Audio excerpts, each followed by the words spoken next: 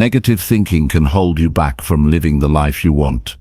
It creeps in quietly, filling your mind with doubt, fear, and worry. But what if you could change that? What if you learned how to spot those negative thoughts, challenge them, and replace them with clearer, stronger beliefs? This book is about doing just that, breaking free from the cycle of negativity and building a mindset that lifts you up every day. You don't have to wait for a big moment or some perfect time to start feeling better about yourself and your future.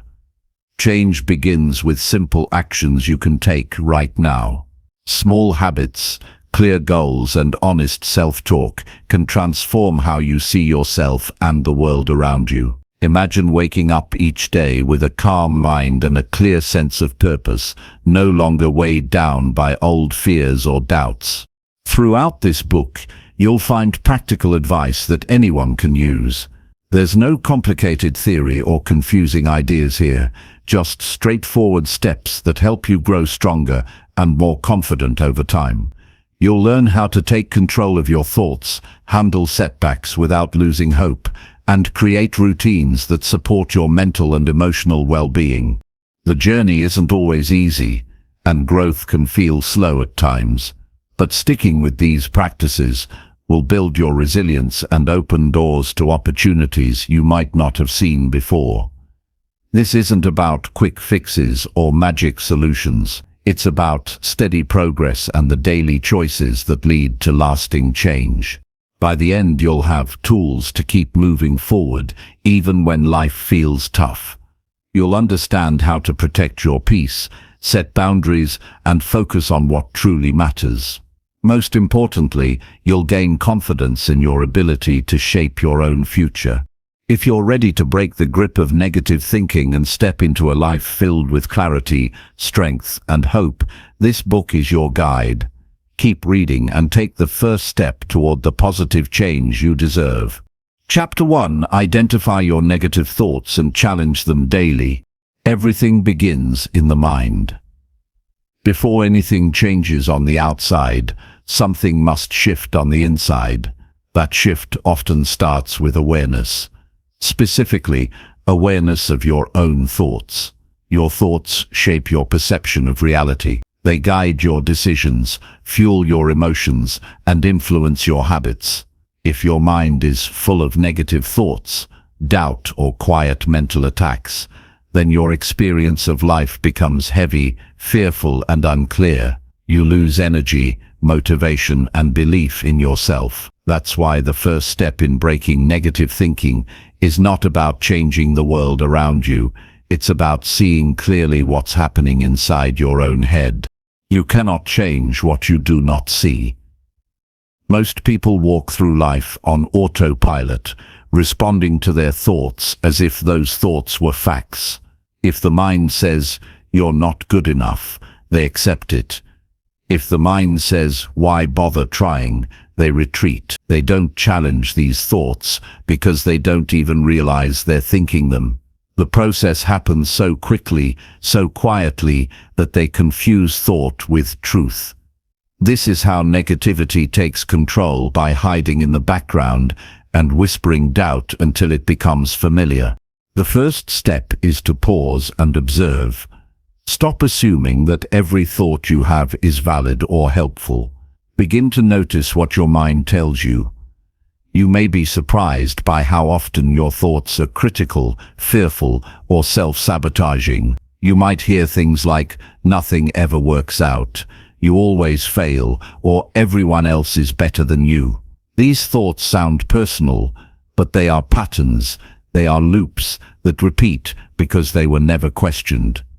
You're not thinking them as much as they are thinking you. You've heard them for so long that they sound normal, but normal doesn't mean helpful. You don't have to believe everything your mind says.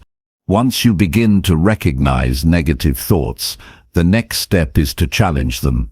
Ask yourself directly, is this thought helping me or hurting me? Is this thought based on facts or fear? Would I say this to someone I love? These questions interrupt the automatic process of believing everything that crosses your mind. They create space between you and the thought. That space is where you begin to reclaim control. When you challenge a negative thought, you take back your power. You're no longer a passive receiver. You become an active thinker. Challenging negative thoughts is not about lying to yourself or pretending everything is perfect. It's about being honest. If you fail at something, a negative thought might say, "You're a failure," but the truth is, you failed at one thing. That doesn't mean you are a failure. There is a difference between an event and an identity. The mind often confuses the two. It takes a moment of pain and turns it into a lifelong label. This is where you must step in and correct it. The thought is not the end of the story. You are. To do this consistently, you need awareness throughout your day. Notice how you talk to yourself when things go wrong. Listen to the tone of your inner voice. Is it harsh, critical, or unforgiving? Would you speak to a child the same way you speak to yourself?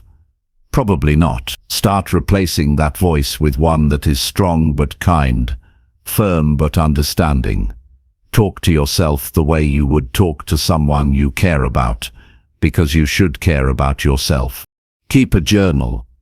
At the end of each day, write down the most common thoughts you had. Be honest. Don't filter or edit. Just write what came up, then go back and read them. Would you believe these thoughts if they came from someone else? Or would you question them? This exercise helps you see just how distorted your thinking can be. The more you practice, the more you will begin to notice patterns. You'll recognize which thoughts are always there when you're tired, stressed, or discouraged. And when you recognize them, you can prepare for them. You can meet them with strength instead of submission. One of the most important shifts in mindset is understanding that you are not your thoughts. You have thoughts, but they do not define you. They are just mental events, temporary messages that rise and fall like waves. Some thoughts are helpful, some are harmful. You are the observer.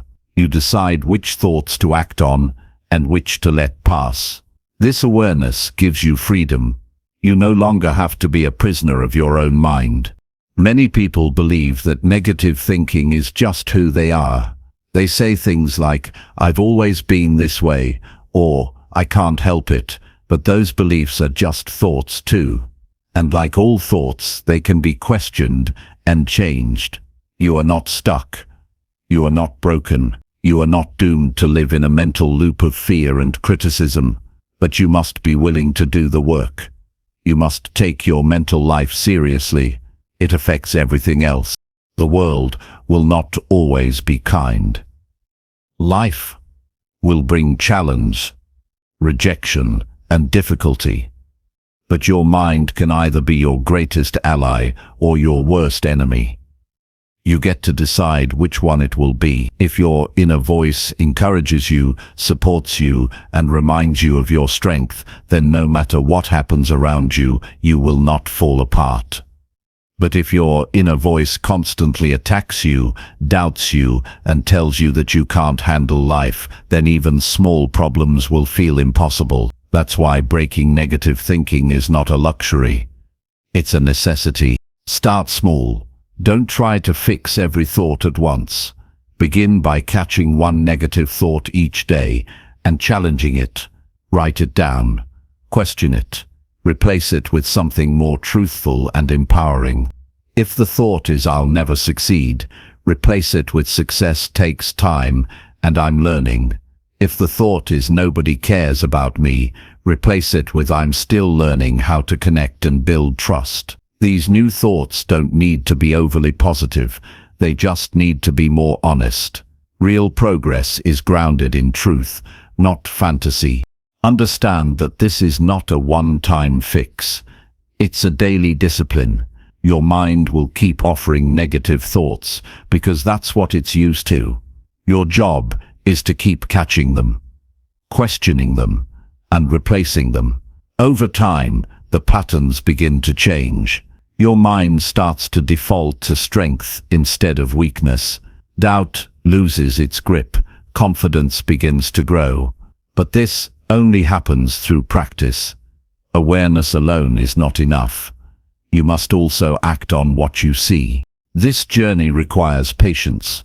There will be days when the negative thoughts win, days when you feel tired and overwhelmed. On those days, be gentle with yourself. Don't add more negativity by criticizing yourself for thinking negatively. Just acknowledge what happened and begin again. Growth is not about never falling. It's about getting up faster each time you do.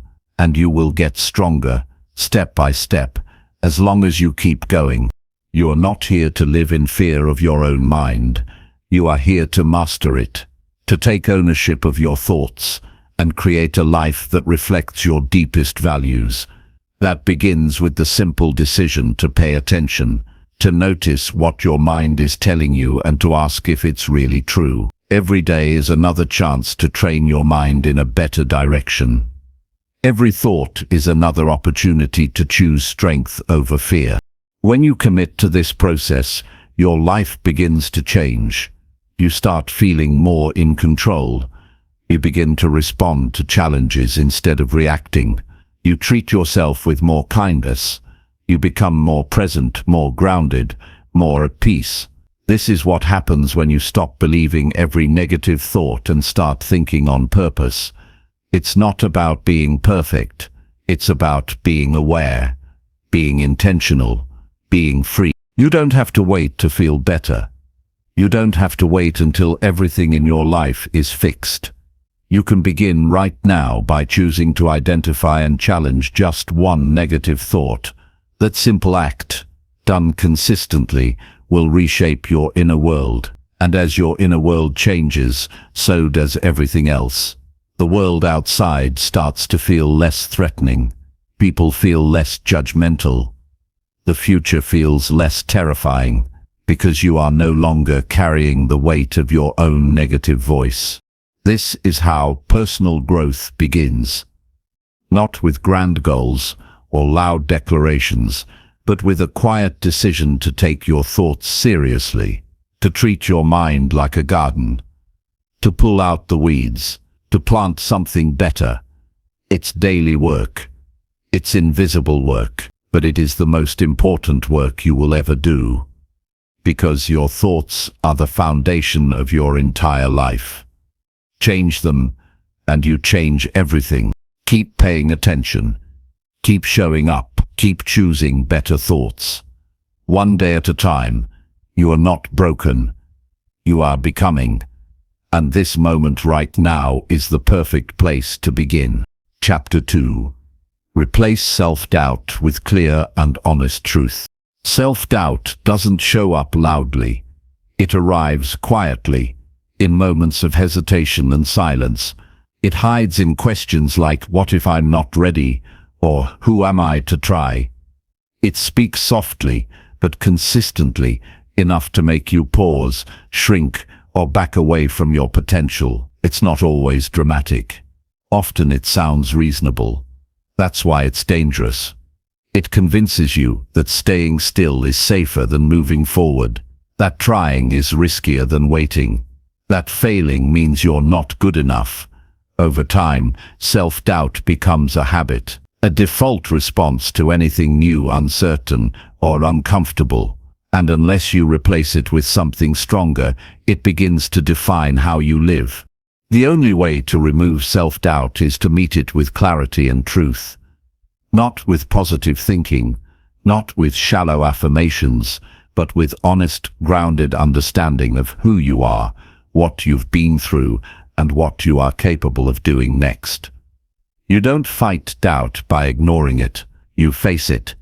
You look it directly in the eye and ask what it's really saying.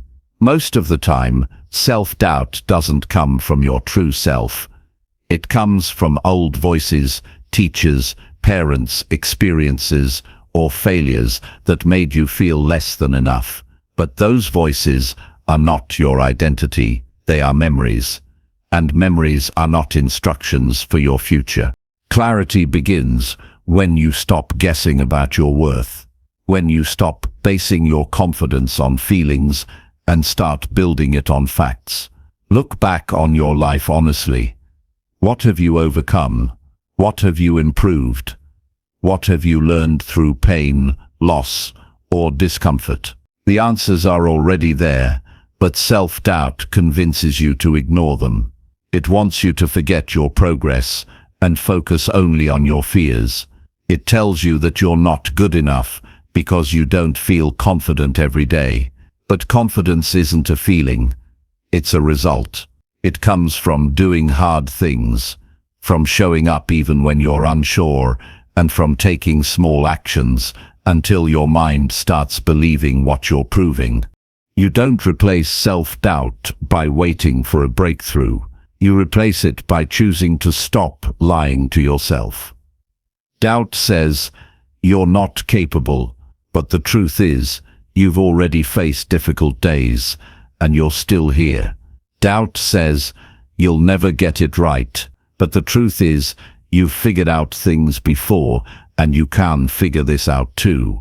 Truth is not about being overly positive, it's about being accurate. And when you start to live in truth, your self-image changes. Not because you're telling yourself what you wish were true, but because you're standing on what actually is. Every time you doubt yourself, pause and ask, what do I know for sure? What have I done that proves I'm not helpless?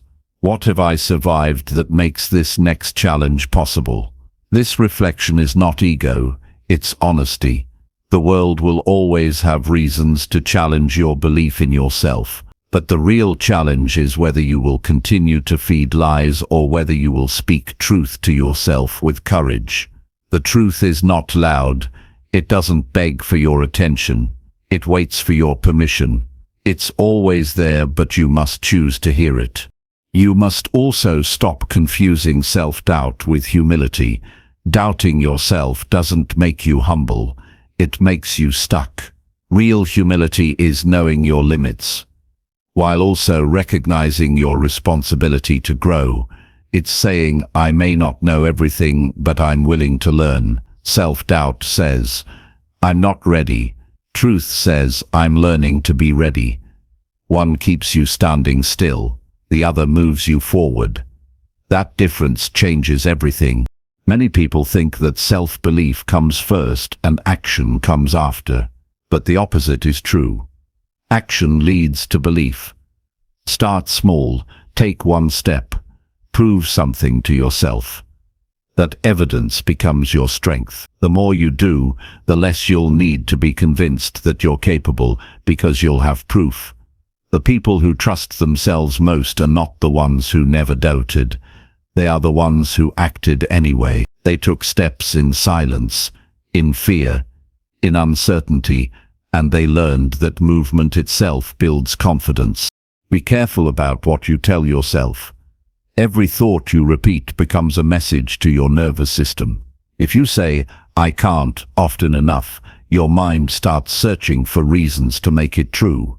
If you say, I'm not ready, your mind will focus on everything that proves your unreadiness. But if you change your language, even slightly, you begin to change your focus. Say, I'm preparing. Say, I'm figuring it out. Say, I'm learning. These are not empty words. They're reminders that your current struggle is not your final story. Self-doubt also grows in isolation. When you keep everything inside, your fears, your insecurities, your struggles, they begin to take up more space than they deserve. Speak the truth aloud.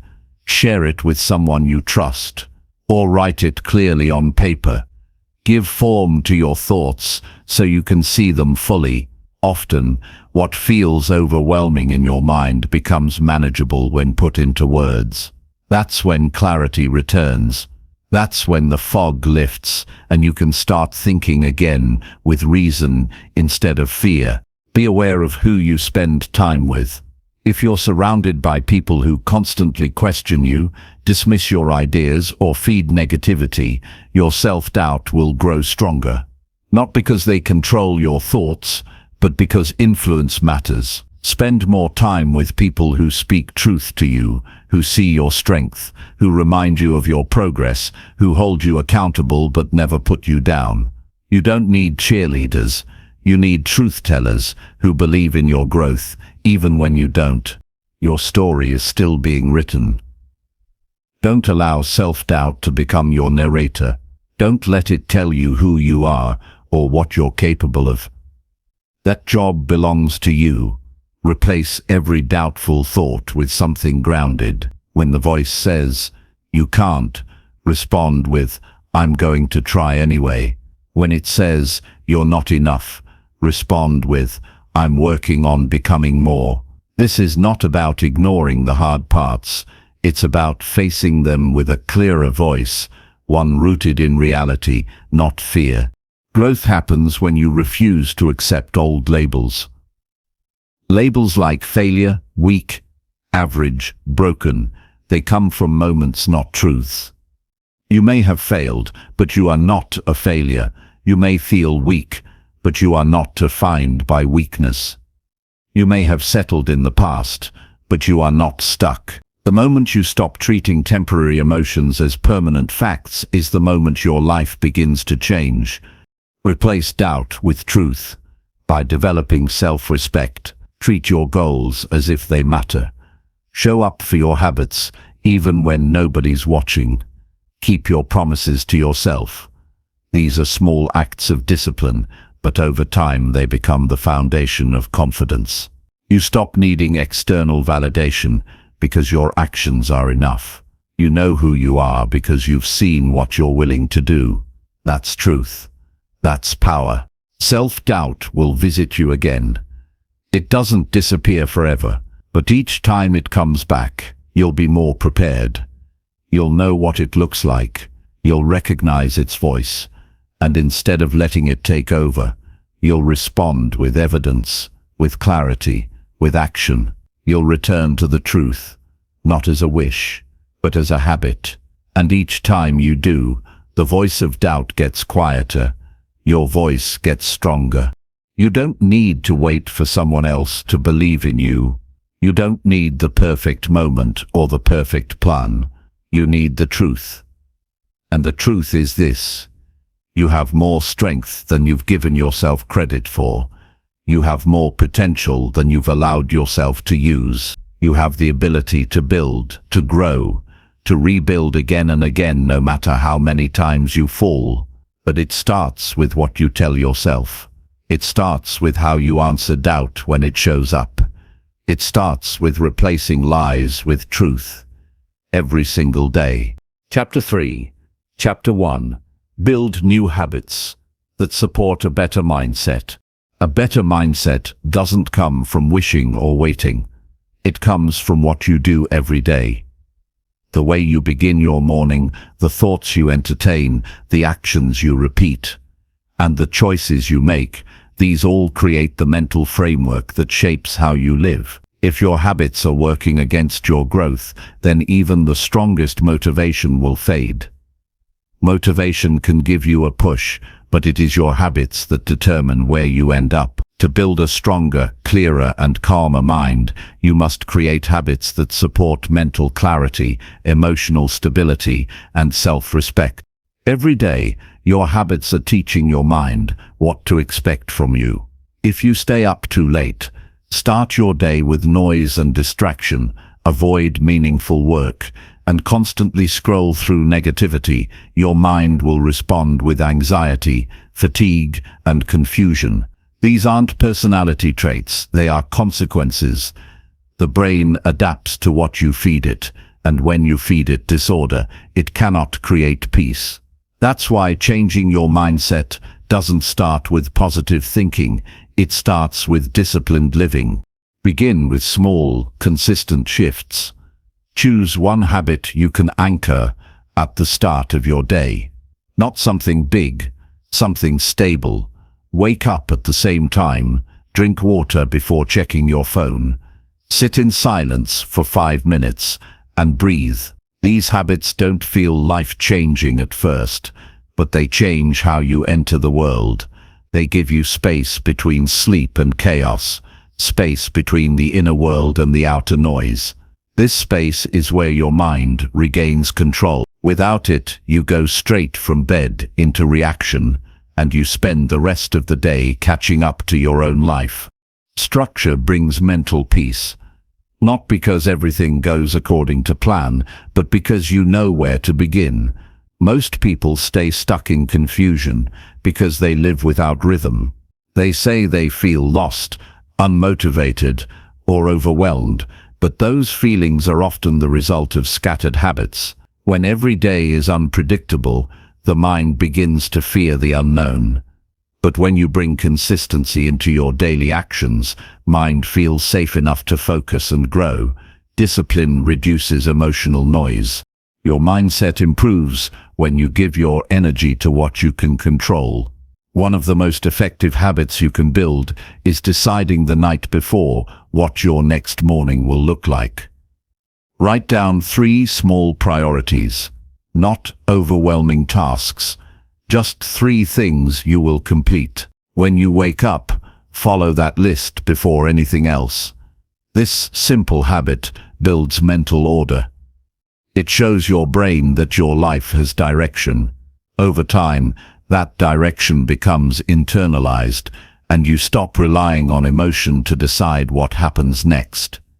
You begin to lead yourself. Mental habits are just as important as physical ones. If you want to support a better mindset, you must break the habit of overthinking. Overthinking is not reflection, it's fear in disguise. It gives the illusion of control, but it leads to paralysis. A helpful habit to practice is time-blocked decision-making. When a decision arises, give yourself a set time, 15 minutes, 30 minutes, maybe 1 hour, to consider your options. Then decide, move on, train your mind to choose and commit. This builds mental strength and reduces unnecessary stress. Another powerful habit is intentional input. What you consume affects how you think.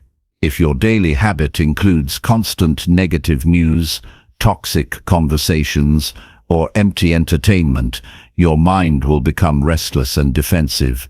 Choose your inputs with care. Spend at least 30 minutes a day learning something useful, calming, or inspiring. Listen to clear thinkers. Read with focus. Surround your mental space with people and ideas that challenge you to grow.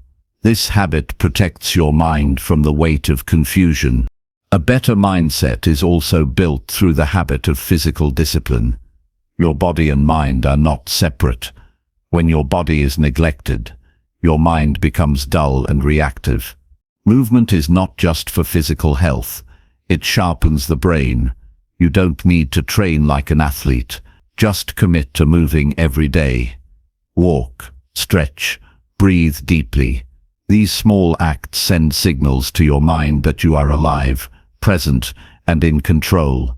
Even 10 minutes of movement can shift your emotional state. Another underrated habit is stillness. We live in a world addicted to motion, but real clarity often comes when nothing is happening. Spend time in silence each day, even if it feels uncomfortable. Sit without distractions and just observe. Let your thoughts rise and fall without chasing them. In that silence, you will learn more about your inner world than in hours of noise. The habit of stillness builds self-awareness, and without awareness, mindset cannot improve. It can only shift based on circumstances. Track your habits. Write down what you do each day. Review it weekly. Don't aim for perfection. Aim for progress. Notice which actions make you feel grounded and which leave you drained. Replace what doesn't serve you. Reinforce what does. This habit of review builds responsibility. When you can see your patterns clearly, you stop blaming your mood, your past, or other people. You start taking ownership of how your life feels, one decision at a time. Avoid the habit of waiting for motivation. Motivation is not reliable. Discipline is. Build systems that work even when you don't feel like it. Set alarms, create reminders, prepare your environment for focus. Make it easier to do the right thing and harder to make excuses. Willpower fades. Systems last. The best habit you can develop is doing what needs to be done, especially when it's inconvenient. This habit will separate you from the version of yourself that stays stuck. Support your mindset by making rest a habit, not a reward. Most people burn themselves out and rest only when they collapse. But rest is not a luxury. It's a tool. Set a bedtime and protect it. Take short breaks before your energy is gone. Learn to unplug. Real rest is intentional. It's not just avoiding work, it's engaging in what restores you. This habit prevents emotional exhaustion and helps your mind recover and stay sharp. Start where you are. You don't need to change everything overnight. Choose one habit that supports your mindset and commit to it daily. Keep it simple. The goal is consistency, not intensity. Let that habit become a foundation. Then add another. Stack your habits gradually. This slow, steady process builds resilience. And with resilience comes the ability to handle stress, adapt to change, and stay focused under pressure. You are not the product of your past habits. You are the architect of your future ones. If your habits have led to mental chaos, that is not your fault, but it is your responsibility to change it. You have the power to reset your patterns, to choose new behaviors, and to design a life that supports mental clarity and emotional strength. Your habits are the soil. Your mindset is the result of what you plant and how you care for it. There are no shortcuts, no secrets, just actions, repeated habits that reflect your values, your goals, and your desire to live with more peace and purpose. It won't be easy, but it will be worth it. Every time you choose a better habit, you tell your mind that you're serious about change. And when your mind begins to trust you, everything starts to shift, from confusion to clarity, from reaction to purpose, from fear to discipline. That is how a better mindset is built, not by force, not by luck, but by quiet, daily decisions that align with who you want to become. The path is not always exciting, but it is always available. One habit at a time, one day at a time, and in time you will become someone whose mindset is not controlled by the past, but designed by intention. Chapter 4. Speak to yourself with calm and positive words. The way you speak to yourself becomes the way you feel about yourself. Your inner voice is always with you, shaping your emotions, guiding your choices, and determining how you respond to life. It's with you in moments of failure, in times of stress, in early mornings and long nights. And yet, most people speak to themselves in a tone they would never use with anyone else. They say things like, "You're not good enough," "You always mess things up," or "Why can't you be better?" These words may seem private, but they have public consequences. The way you talk to yourself directly affects how you carry yourself, how you show up for others, and how you pursue your goals. Calm and positive words don't mean unrealistic or overly optimistic thinking. They mean talking to yourself in a way that is respectful, balanced, and focused on growth instead of judgment. When you make a mistake, you can say, "That wasn't my best, but I can fix it," instead of, "You're such a failure." When you feel overwhelmed, you can say, "I can handle this one step at a time," instead of, "I can't deal with anything." This shift in language doesn't just feel better, it changes your brain. Over time, your mind learns to interpret challenges as manageable instead of terrifying. That's not a mindset trick, it's a neurological shift caused by repeated patterns of calm, empowering self-talk. If you grew up hearing criticism, judgment, or emotional distance, then harsh self-talk might feel normal. But just because it's familiar doesn't mean it's useful. Your mind has likely been repeating the same phrases for years. The first step is to listen. Really listen to what you're saying to yourself. Not just in big moments, but in the small, unnoticed times. When you forget something, when you look in the mirror, when someone gives you feedback, when you're running late. Those are the moments when the real voice shows up. Once you start paying attention, you might notice patterns. You may have a habit of calling yourself lazy when you're tired. You might use sarcasm to mask disappointment. You might shut down emotionally and use silence as punishment. These habits form slowly and quietly, but they build a mindset that doesn't feel safe or supportive. Your mind should be a place of honesty, not hostility, a place where you can speak truth without cruelty, strength without shame. Changing your inner language requires effort and consistency. Begin by identifying the phrases you say to yourself most often. Write them down. Then ask yourself, would I say this to someone I care about? Would I want a child to hear these words every day? If the answer is no, then why speak to yourself that way? You are not a problem to be fixed. You are a person to be supported, especially by the one voice that follows you everywhere, your own. Speaking calmly to yourself means choosing words that bring clarity instead of panic. It means saying, I don't know yet, but I'll learn instead of I'm so stupid. It means saying, this is difficult, but I've faced worse, instead of I can't handle this. These words don't eliminate pain, but they help you stay grounded in the middle of it. They give you enough space to take a breath and keep going instead of collapsing under pressure. Positive self-talk is not about denying problems. It's about reminding yourself that problems can be faced.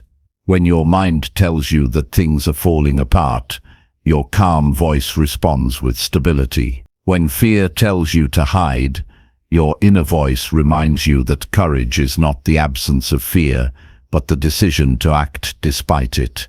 You don't have to feel strong to speak with strength. You just have to choose not to fuel the fear with more fear. You can develop this skill through repetition. Every time you catch yourself speaking negatively, stop and reframe it. Replace the harsh statement with a more balanced one.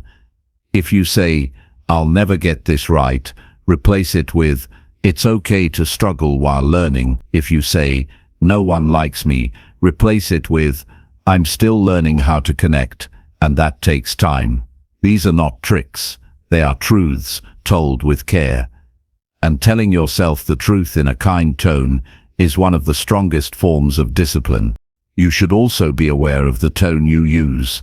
Sometimes it's not the words, it's the voice behind them.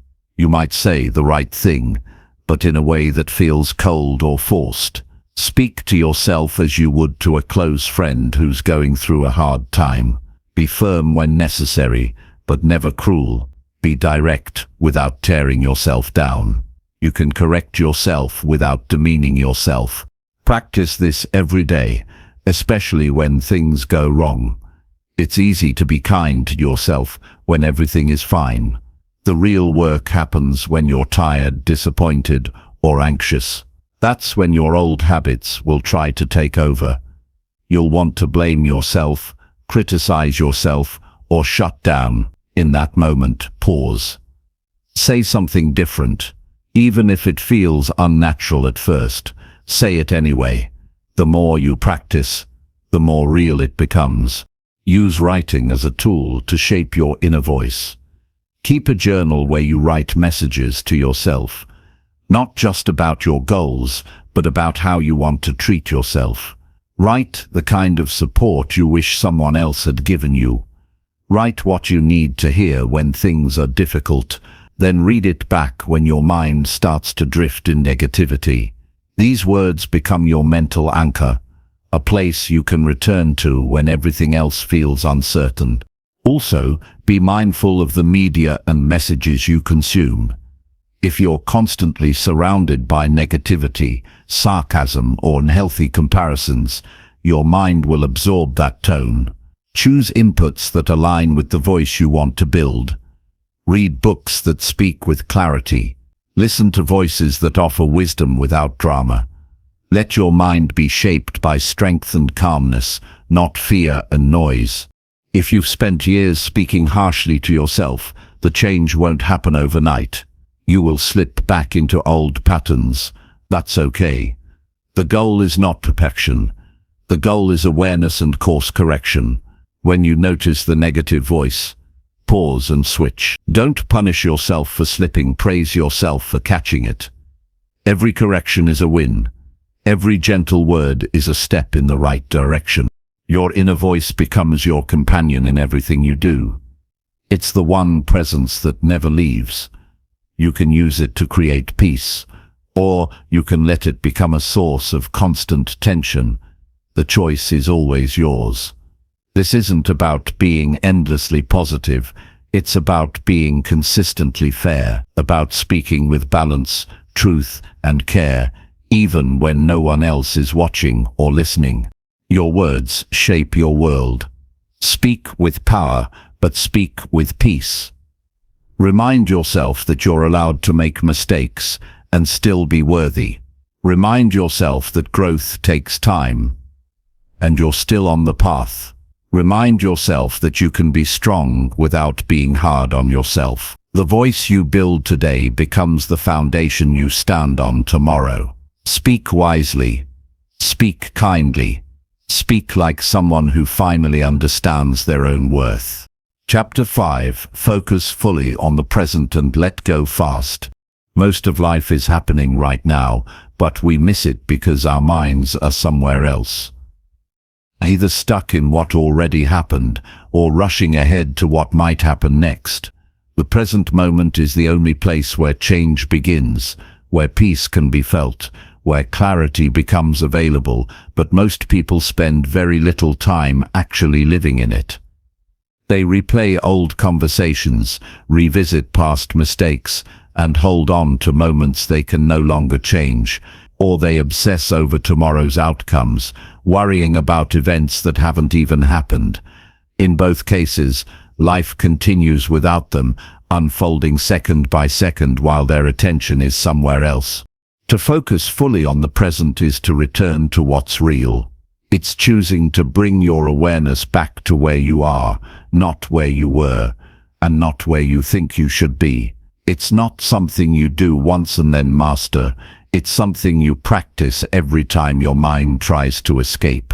You bring it back gently over and over again until it starts to stay.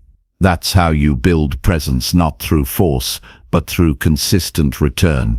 Letting go is not forgetting. It's not pretending that nothing mattered. It's not ignoring your feelings or denying that something hurt. Letting go is deciding that your peace is more important than your attachment to the past. It's releasing your grip on something that's already gone so that you can hold space for something new. It's not always immediate. Some experiences stay with you longer, but the choice to keep reliving them, to keep feeding them with your energy, that part is yours. You don't need to keep paying the price for something that already cost you enough. You've probably held on to things for far too long before. Maybe it was a comment someone made years ago. Maybe it was a failure you couldn't shake. Maybe it was guilt, resentment, or disappointment. These moments build up like heavy weight in your mind, and every time you revisit them, you add another layer of tension, but nothing changes. The past doesn't become more clear or less painful by thinking about it more. It just becomes heavier. To live in the present, you have to let go faster. Not carelessly, but intentionally. You notice when something is starting to consume your attention, and you decide not to carry it any further than necessary. You learn to say, "That happened, it's over, I'm still here," and then you move on. Not because it didn't matter, but because you matter more. Letting go quickly doesn't make you weak. It makes you available. Available for what's next, for what's true, for what's still possible. There's a deep kind of strength in being fully engaged with the moment you're in. When you're present, Your mind is not scattered. You're not half listening, half worrying, half regretting. You're fully here. That kind of focus sharpens your decisions, improves your relationships, and strengthens your confidence. You stop reacting from old wounds and start responding with clear intention. You notice your breath, your posture, the tone of your voice. You become aware of how you're showing up, not in the past or the future, but in this exact second. Living this way takes discipline. It's easy to slip into distraction. It's tempting to scroll, to numb, to avoid. But avoidance creates more pain later. Presence takes courage. It requires that you feel your life as it is, not as you wish it were, not as you fear it might become, but exactly as it is. When you can do that, when you can stay with yourself even in discomfort, you build a resilience that can't be taken from you. Letting go fast is not something most people are taught. In fact, we're often told to dwell, to overanalyze, to hold on to things until they make sense. But clarity doesn't come from clinging. It comes from space. The more you let go, the more clearly you see what really matters. You realize that not every thought needs your attention. Not every feeling needs a reaction. Some things just need to pass, and they will. If you let them. You don't need to resolve everything to move on. Closure is often overrated. Sometimes, the only closure you need is the decision to stop reopening the wound. You stop replaying the story. You stop giving power to what already happened. You take a deep breath, and you give yourself permission to continue living. Not because everything is fixed, but because staying stuck won't fix anything. The present moment is where all your power is. It's where decisions get made. It's where healing happens. It's where opportunities arise. But you can only access that power if you're here to meet it. That means training your attention like a muscle. When it drifts, bring it back. When it wants to spiral, slow it down. When it wants to dwell, redirect it gently. Every time you do this, you grow stronger. You prove to yourself that you're not controlled by your thoughts. You're in charge of where you place your attention. Even in difficult times, presence can be a refuge. You don't need everything to be perfect, to be grounded. You just need to keep returning to what's real. The sound of your breath, the ground under your feet, the look in someone's eyes when you're truly listening. These are not small things. These are the moments that make up a life. If you miss them, you miss everything. Letting go fast also means not taking everything personally. People say and do things that reflect their own struggles, not your worth. When you hold on to their words, you make their pain your burden, but you don't have to. You can hear it, feel it, and release it. You can respond with clarity or walk away with grace, but you don't have to carry it forever. You're allowed to leave what doesn't belong to you. The more you practice presence and release, the lighter you feel. The less you carry, the more room you have for peace. You don't need to control everything. You just need to control everything. You just need to keep showing up to what's in front of you. That's where your real life is happening. Not in the reruns of yesterday or the previews of tomorrow, but in this breath, in this choice, in this one unrepeatable moment. You may never have perfect control over your circumstances, but you can control your focus. You can choose to stop investing energy in what's already gone. You can choose to redirect your attention back to what matters most now. This is a decision you'll need to make again and again. Some days it will be easier than others. But every time you make it, you move forward. Every time you release what's no longer needed, you gain strength. Every time you choose presence over panic, you build a better life. So take a deep breath. Feel your feet on the ground. Remind yourself that you are here, not in the past, not in the future. Here, and here, is where everything begins.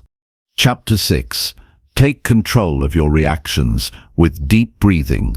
There are moments in life when everything seems to move too fast. Emotions rise without warning, words slip out before you can think, and tension spreads through your body like a wildfire. It's in those moments when the pressure builds, when someone pushes your buttons, when circumstances feel overwhelming, that your ability to stay steady matters most. But stability doesn't come from wishing things were easier. It comes from learning how to meet life with intention, especially when it tries to throw you off balance. One of the most powerful tools you have in those moments is your breath. Your breath is not just a physical function, it's your anchor. When everything around you feels chaotic, your breath can be the one thing that grounds you in the present. When your heart starts racing, when frustration begins to rise, when you're tempted to lash out or shut down, a single conscious breath can change everything. It doesn't fix the situation, but it changes how you show up in it. That shift alone can prevent damage, open new options, and return your sense of control. Most people don't realize that their breathing changes with their emotional state. When you're anxious or angry, your breath becomes shallow and rapid. This sends signals to your brain that something is wrong, which increases your stress and reactivity. It becomes a cycle. Your thoughts trigger your breath triggers your body reacts impulsively, and then you regret what you said or did. Breaking this loop starts by flipping it. Instead of letting your breath react to your emotions, you use your breath to guide your emotions. This isn't about ignoring how you feel. It's about creating space between what happens and how you respond. That space is where your power lives. Deep breathing doesn't make you emotionless. It makes you more aware. It allows you to observe your internal reactions without immediately acting on them. It gives you the few extra seconds you need to choose a better path. That choice is everything. When you practice slow, deliberate breathing, you interrupt the stress response. You send a clear message to your nervous system that you are safe. That allows your body to calm down, your heart rate to slow, and your mind to settle. You become more capable of thinking clearly, listening without defensiveness, and responding with intention rather than instinct. It's not about perfection, it's about practicing control in the moments when it matters most. You won't always catch yourself in time. Sometimes the reaction will come before the breath. That's okay. The point is not to be flawless. The point is to build awareness so that even after the reaction, you can take a breath and come back to center. You apologize if needed. You learn from it. You keep practicing. Over time, your default changes. You start responding with calm more often than with chaos. You become less controlled by outside circumstances and more directed by your own internal steadiness. Breathing deeply isn't complicated. You don't need a quiet room or perfect posture or years of training. You just need to stop for a moment. Inhale slowly through your nose. Feel your lungs expand. Pause for a beat. Then exhale gently through your mouth. Let the tension go with it. That's all. One breath like that can begin to change the course of your response. 3 or 4 in a row can shift your entire mindset. When you make this a habit, you start to notice situations that used to provoke you now feel less threatening. You become more patient. You listen longer before reacting. You stop needing to win every argument or defend every opinion. You realize that calm isn't weakness, it's mastery. And you begin to respect yourself more for holding that energy rather than losing it to temporary emotion. There will always be people who try to trigger you. There will be setbacks, inconveniences, and moments where things don't go as planned, but these are not reasons to give up your peace. They are opportunities to practice holding it more firmly, and your breath is your access point every time. It doesn't need to be dramatic. In fact, the more subtle and consistent it becomes, the more powerful it is. Like a quiet strength beneath the surface, always available. It's also important to understand that deep breathing isn't just a response tool. It can be a proactive practice. You can use it at the start of your day to set your tone. You can use it before a difficult conversation, a stressful task, or any moment you know may challenge you. You can even use it to prepare for sleep, to digest a heavy emotion, or to shift your mindset before an important decision. The more often you use it, the more natural it becomes to reach for it in moments of tension. Eventually, breathing this way stops being something you have to remember. It becomes part of who you are. You begin to walk through life with a calm that others can feel. You become someone who carries peace even in the face of pressure. You no longer react to every disturbance. You become selective with your energy, careful with your words, and deliberate with your actions. That's not detachment. That's strength. And perhaps the greatest gift of all is what this does for your relationship with yourself. When you pause and breathe, you're sending a message to your body and your mind that you matter, that your inner world deserves care, that you don't need to be driven by stress, anger, or fear, that you can meet your own needs in a healthy way. This builds a kind of trust with yourself.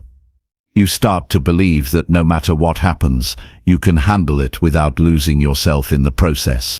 There is a version of you that responds with grace, a version that doesn't explode when frustrated, that doesn't spiral when uncertain, that doesn't retreat when challenged. That version isn't a fantasy, it's you with practice.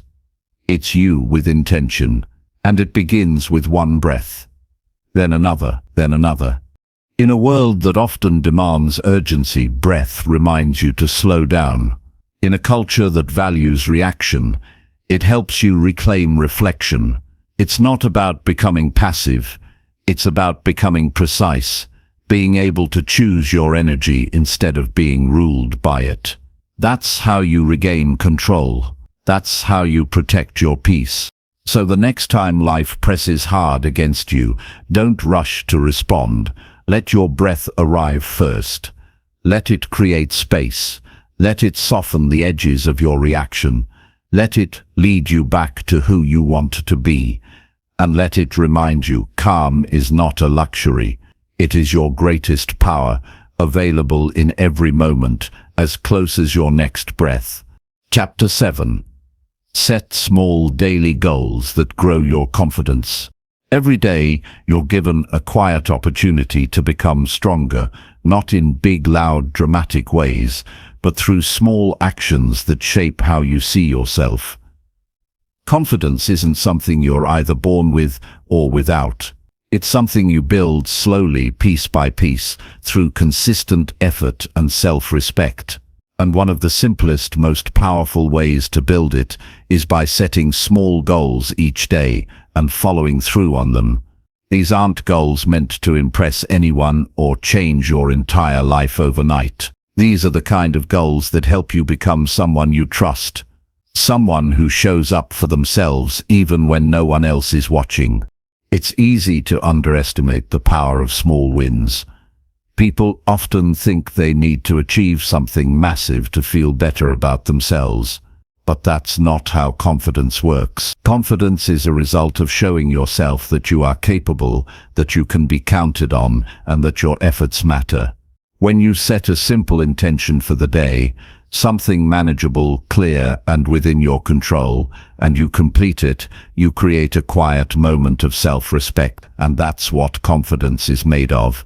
Repeated proof to yourself that you are worthy of belief. The goals you set don't have to be impressive, they just have to be yours. One morning, your goal might be to take a 10-minute walk. Another day, it might be to drink enough water or speak kindly to yourself when you catch negative thoughts. Maybe you decide to clean a small area of your space or reach out to someone you've been avoiding. These tasks may look simple, but every time you set one and complete it, you're telling yourself a powerful story. I can finish what I start. I follow through. I keep my word. What makes this practice life-changing is the consistency.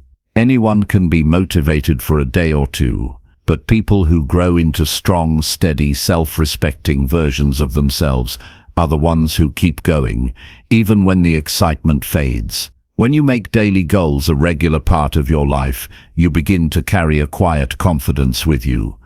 Not because everything is perfect, but because you know how to keep moving forward one step at a time.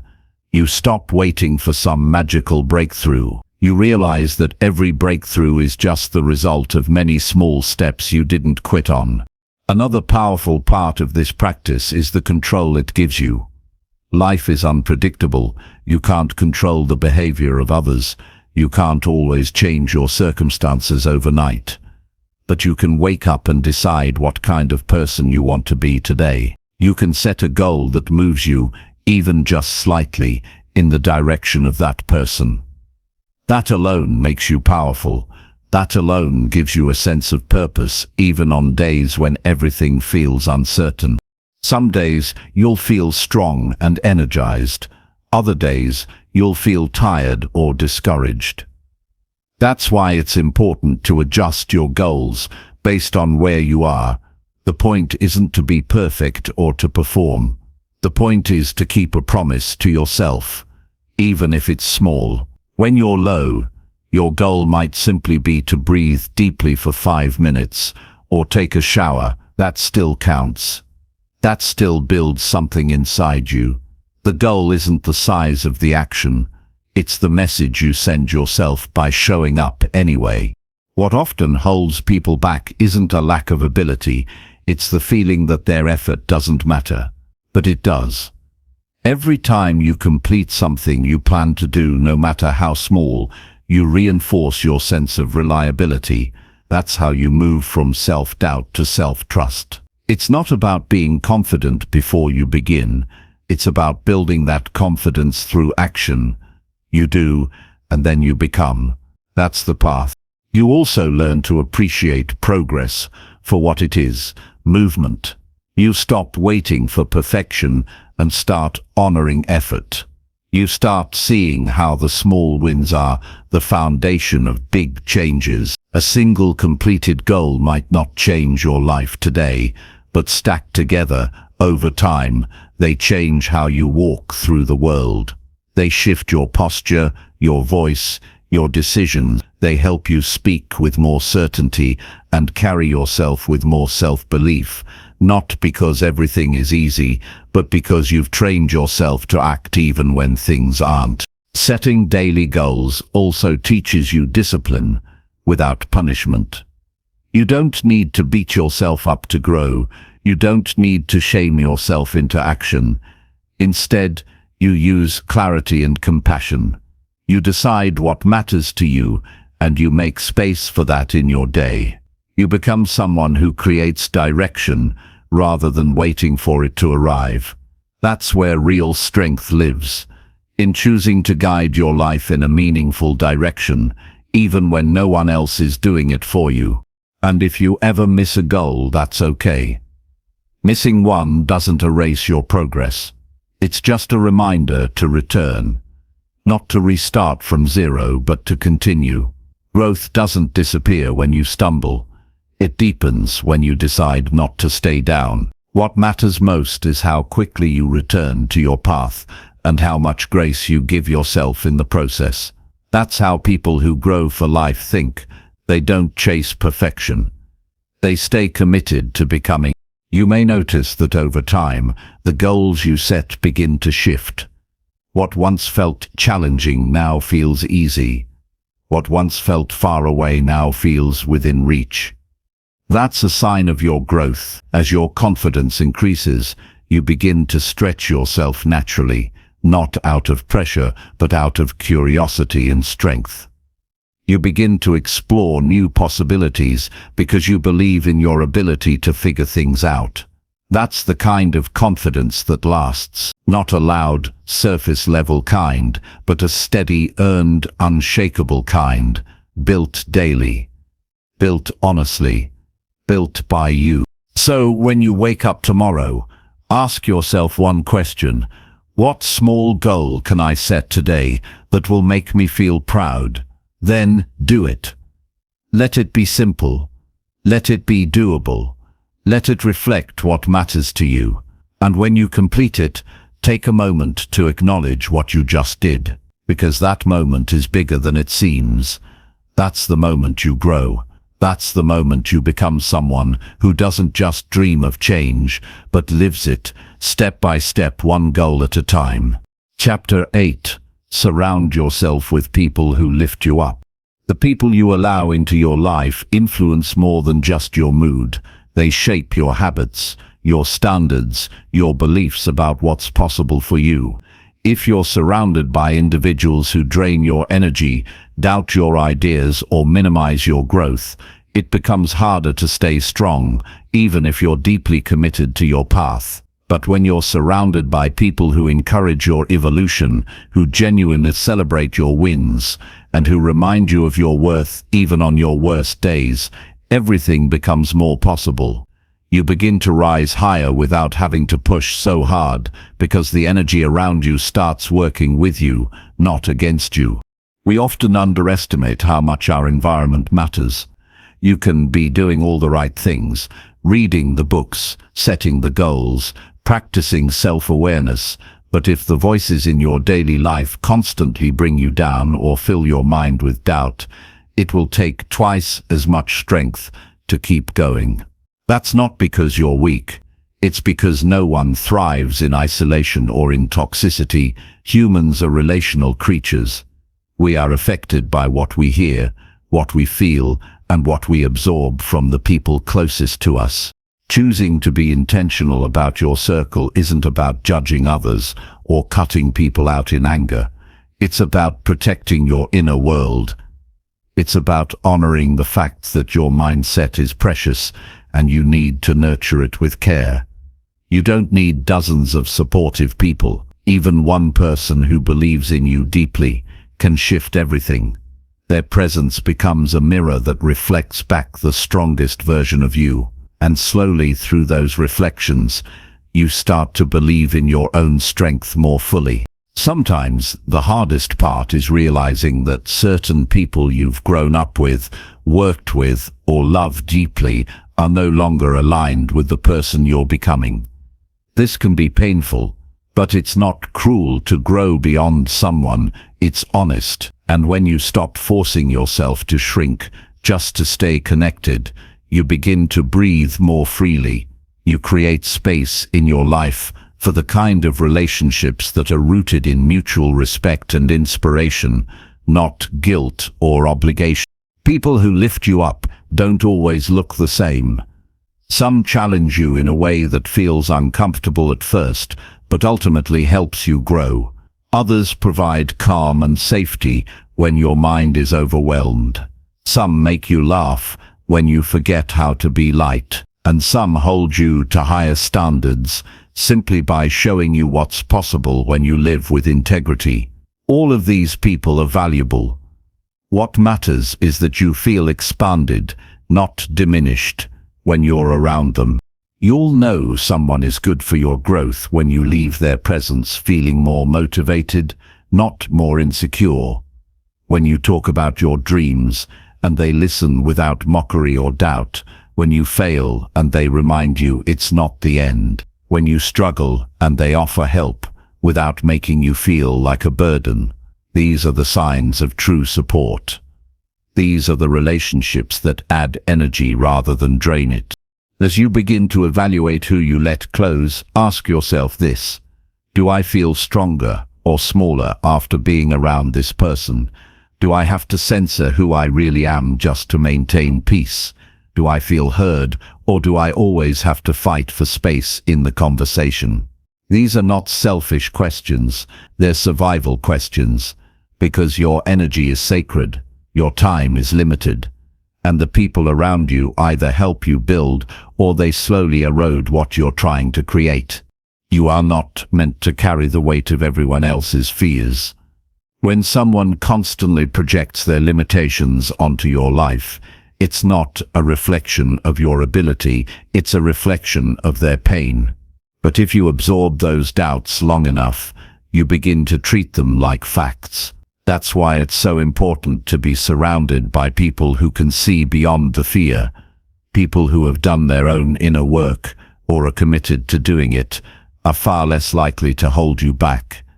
They understand what growth feels like, and they know how much courage it takes. Even if you're currently feeling isolated or unsupported, you are not stuck.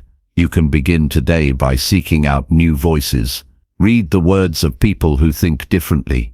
Listen to those who speak life and power into their message. Join spaces where your vision is welcomed, not ridiculed. And most importantly, become the kind of person you want to attract. Be generous with your support. Encourage others without keeping score. Lead with honesty and kindness. The right people will recognize that energy and respond to it. It's not about creating a perfect community. It's about finding people who are real, honest, and committed to growth. Just like you.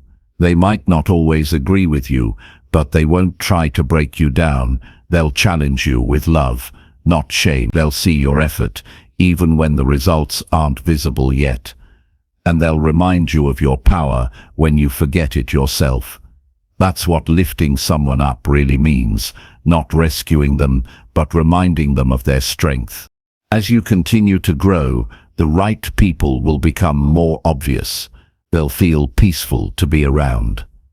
You won't need to explain yourself constantly. You'll feel seen without having to perform. Your energy will feel protected, not drained.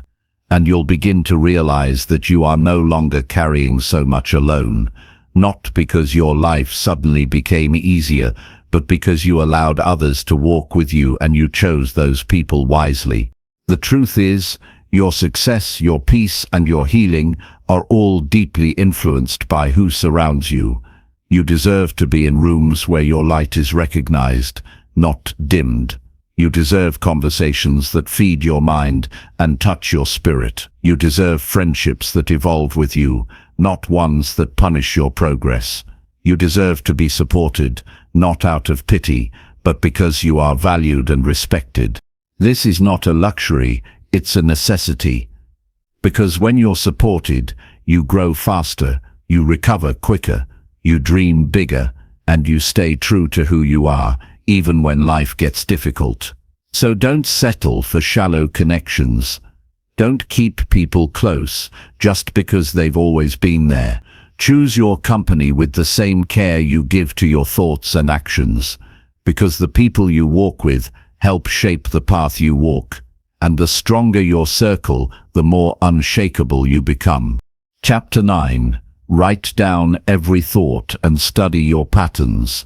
Most people go through their entire lives reacting to their thoughts without ever stopping to question where those thoughts come from. They assume that because a thought appeared, it must mean something important. But the mind is not always truthful, and it's certainly not always kind. Thoughts come from many places: childhood, trauma, media, fears, stories we've been told, things we've absorbed unconsciously. If you don't begin to observe and understand the patterns behind those thoughts, they will continue to influence your life in ways you don't even realize. The only way to take back control is to write them down, study them, and face what's been running silently in the background of your life. When you sit with a pen and paper and let your thoughts pour out without censorship, something incredible happens. You start to notice what you're really thinking. Not the polished version, not what you say to others, but the raw, unfiltered layers underneath your daily behavior. You'll discover the thoughts that whisper, "I'm not enough," the ones that say, "What if I fail?" or even the ones that drive you to overwork, to self-sabotage, or to pull away from people you care about. These thoughts lose their power the moment they're seen clearly. It's not about judging yourself for having dark or painful thoughts. It's about seeing them for what they are. Old patterns, unconscious fears, outdated beliefs. By writing them down, you create space between yourself and your mind. You begin to understand that you are not your thoughts. You are the one observing them. And from that place of awareness, you gain the power to choose what to keep and what to release. Start simply. Don't worry about writing something poetic or profound. Write what comes up without editing yourself. I feel anxious today. I don't think I'm doing enough. I'm scared no one understands me. Just let it out. As you build this habit, patterns will begin to appear. You'll notice the same themes repeating, maybe a fear of rejection, or a tendency to assume the worst, or a constant push to prove your worth. These patterns are the blueprint of your inner life. Once you see them, you can begin to understand why certain situations trigger you, why you react a certain way, why you repeat the same emotional cycles. This is not about obsessing over every thought. It's about getting curious.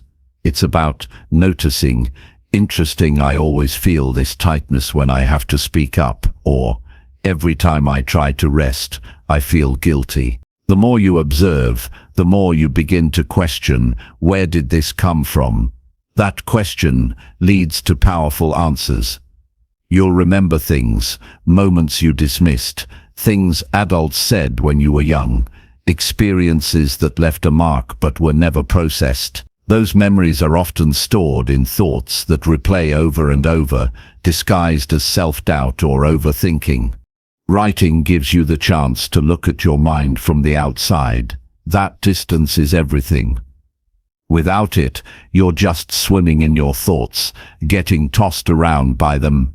But with a journal, you're standing on the shore, watching the waves, learning their rhythm. You begin to understand what triggers the storm and how to calm it. You learn when to listen and when to let a thought drift away.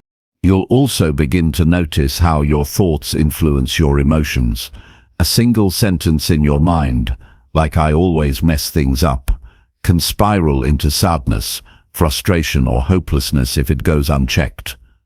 But if you write that sentence down and ask yourself, is this really true? When did I start believing this? What evidence do I have for the opposite? You take back your power.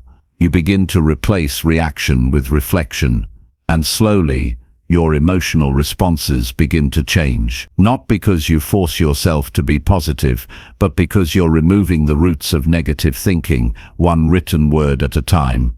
Some thoughts will shock you with their intensity. Others will seem trivial at first, but when you see them every day in your writing, you'll realize they're shaping your entire mood. Some days your writing will feel like a release valve, letting out all the pressure you didn't even know was building inside. Other days it will feel like a quiet conversation with your truest self, the part of you that watches patiently, that wants you to heal, that has been waiting for you to slow down and listen. Over time, your journal becomes a mirror of your inner growth. You'll see how far you've come.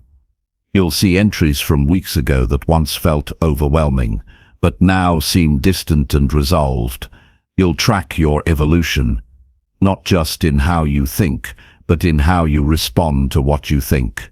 This kind of awareness changes your entire life, because it changes how you experience your own mind. And the more consistent you are with this process, the more you'll trust yourself. You'll trust your ability to sit with discomfort, to face fears without running, to unravel confusion without needing someone else to explain your life to you. You'll develop an inner confidence that isn't based on performance, but on self-knowledge. When you understand your mind, it no longer controls you. You don't believe every anxious thought. You don't follow every doubt.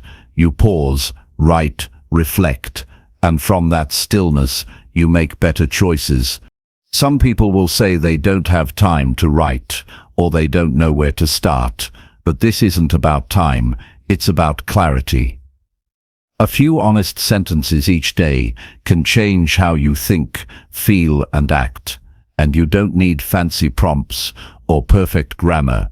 You just need to be real with yourself. If you can commit to that, even for 5 minutes a day, you'll begin to uncover a truth that no one else can give you, your own. This is not just a habit. It's a doorway to understanding who you've been, who you are, and who you are becoming. It's a sacred act of slowing down, of witnessing your inner world, of connecting the dots between your thoughts and your life. When you do this with consistency, you begin to trust your own voice again. You begin to realize that underneath all the noise, all the fear, all the noise of the outside world, your wisdom has always been there, waiting to be heard. And now, through the simple act of writing, you're finally listening. Chapter 10. Turn failures into lessons you will never forget. Failure is not the enemy of success, but a crucial part of the journey that too often gets misunderstood. Many see failure as a sign of defeat, a reflection of their limitations, or a reason to stop trying. But the truth is that failure is one of the most powerful teachers you will ever encounter. It reveals weaknesses you might not notice otherwise. It forces you to confront uncomfortable truths about your choices and your mindset. And if you approach it with openness, it will provide lessons that become the foundation for future triumphs you will never forget. The first step in turning failure into a lesson is to change your perspective on what failure actually is. It is not a permanent state or a label that defines you. Failure is an event, an experience that happens outside of who you are at your core. It is a signal, not a verdict. When you fail, something went wrong in your approach or circumstances, but that does not mean you are broken or unworthy. It means you have new information, new data to work with. It's an invitation to grow stronger, wiser, and more resilient. Often, the pain of failure comes from the stories we tell ourselves about it. We create narratives filled with shame, regret, or hopelessness. Those stories keep us stuck. The moment you experience failure, your mind can spin into "I'm not good enough," "I'll never succeed," or "this means I should quit." But those narratives are just thoughts, not facts. You have the power to rewrite the story. Instead of viewing failure as a final defeat, see it as an essential feedback loop. Each failure teaches you something about what to do differently next time.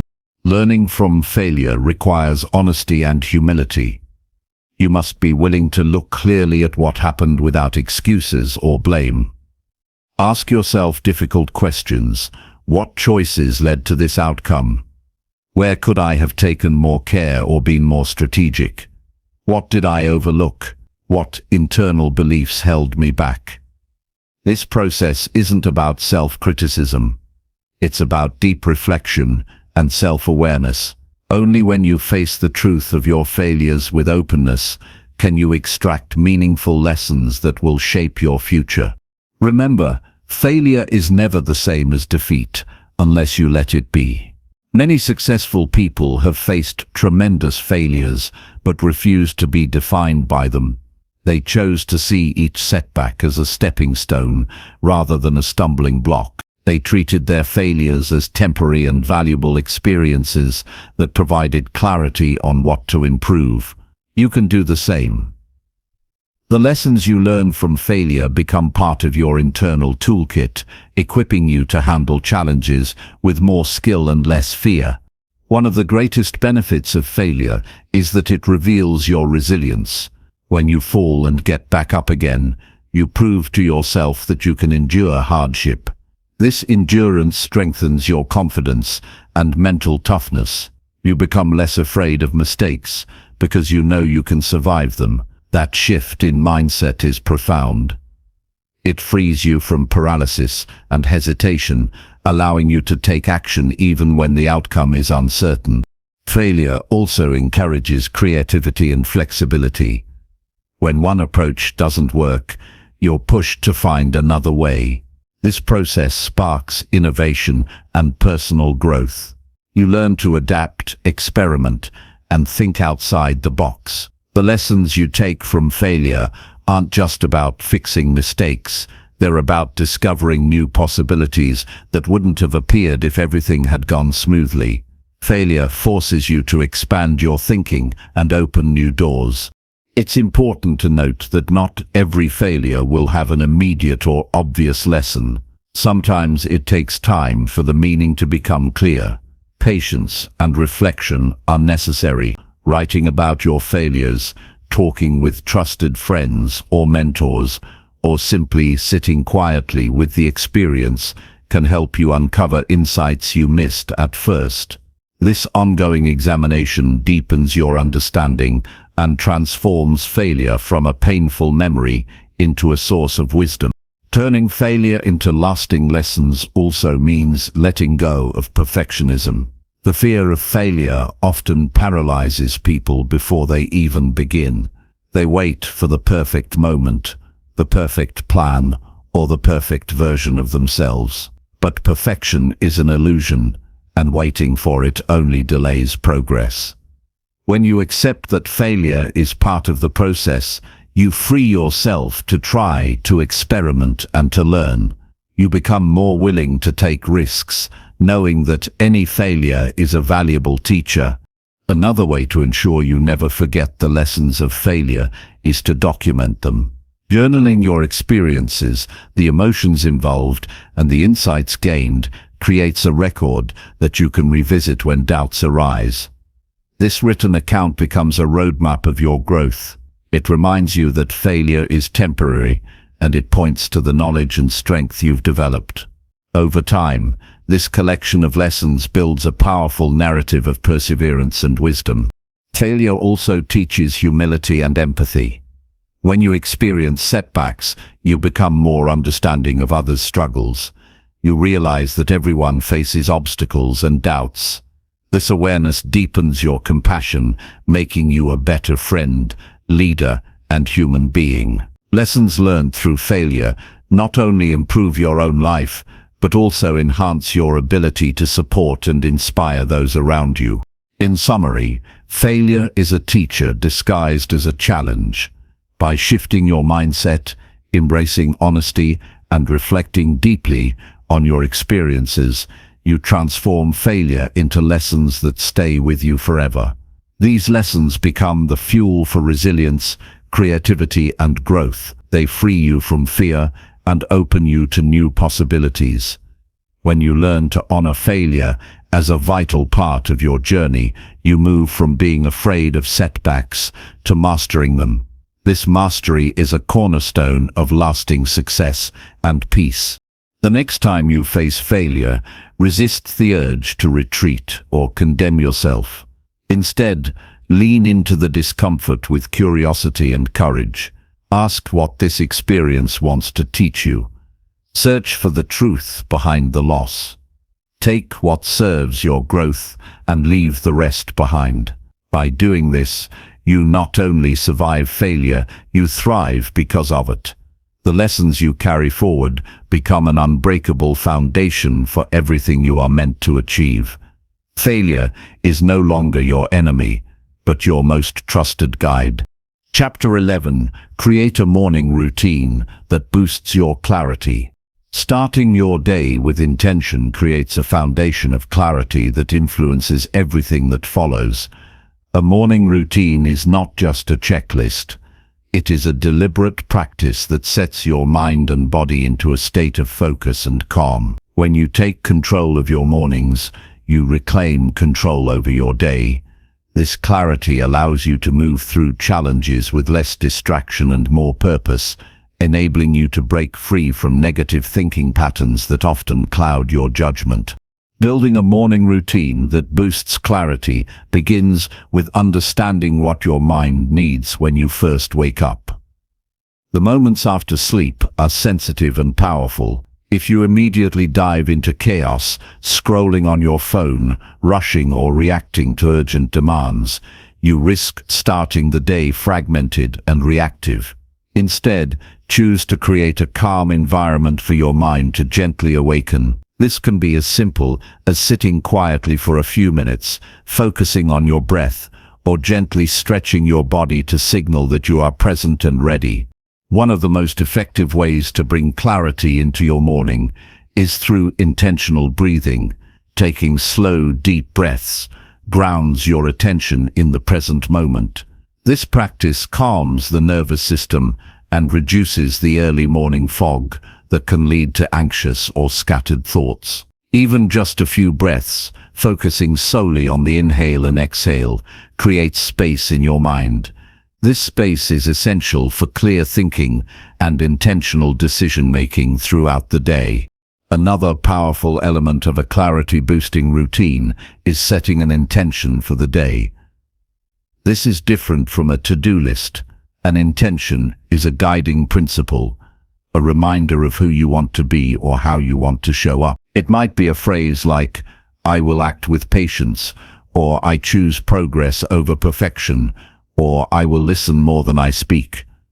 Saying this intention aloud or writing it down helps your brain prioritize your values over distractions. When challenges arise, you can return to this anchor to steer your actions and thoughts. Incorporating movement into your morning routine sharpens your mind as well.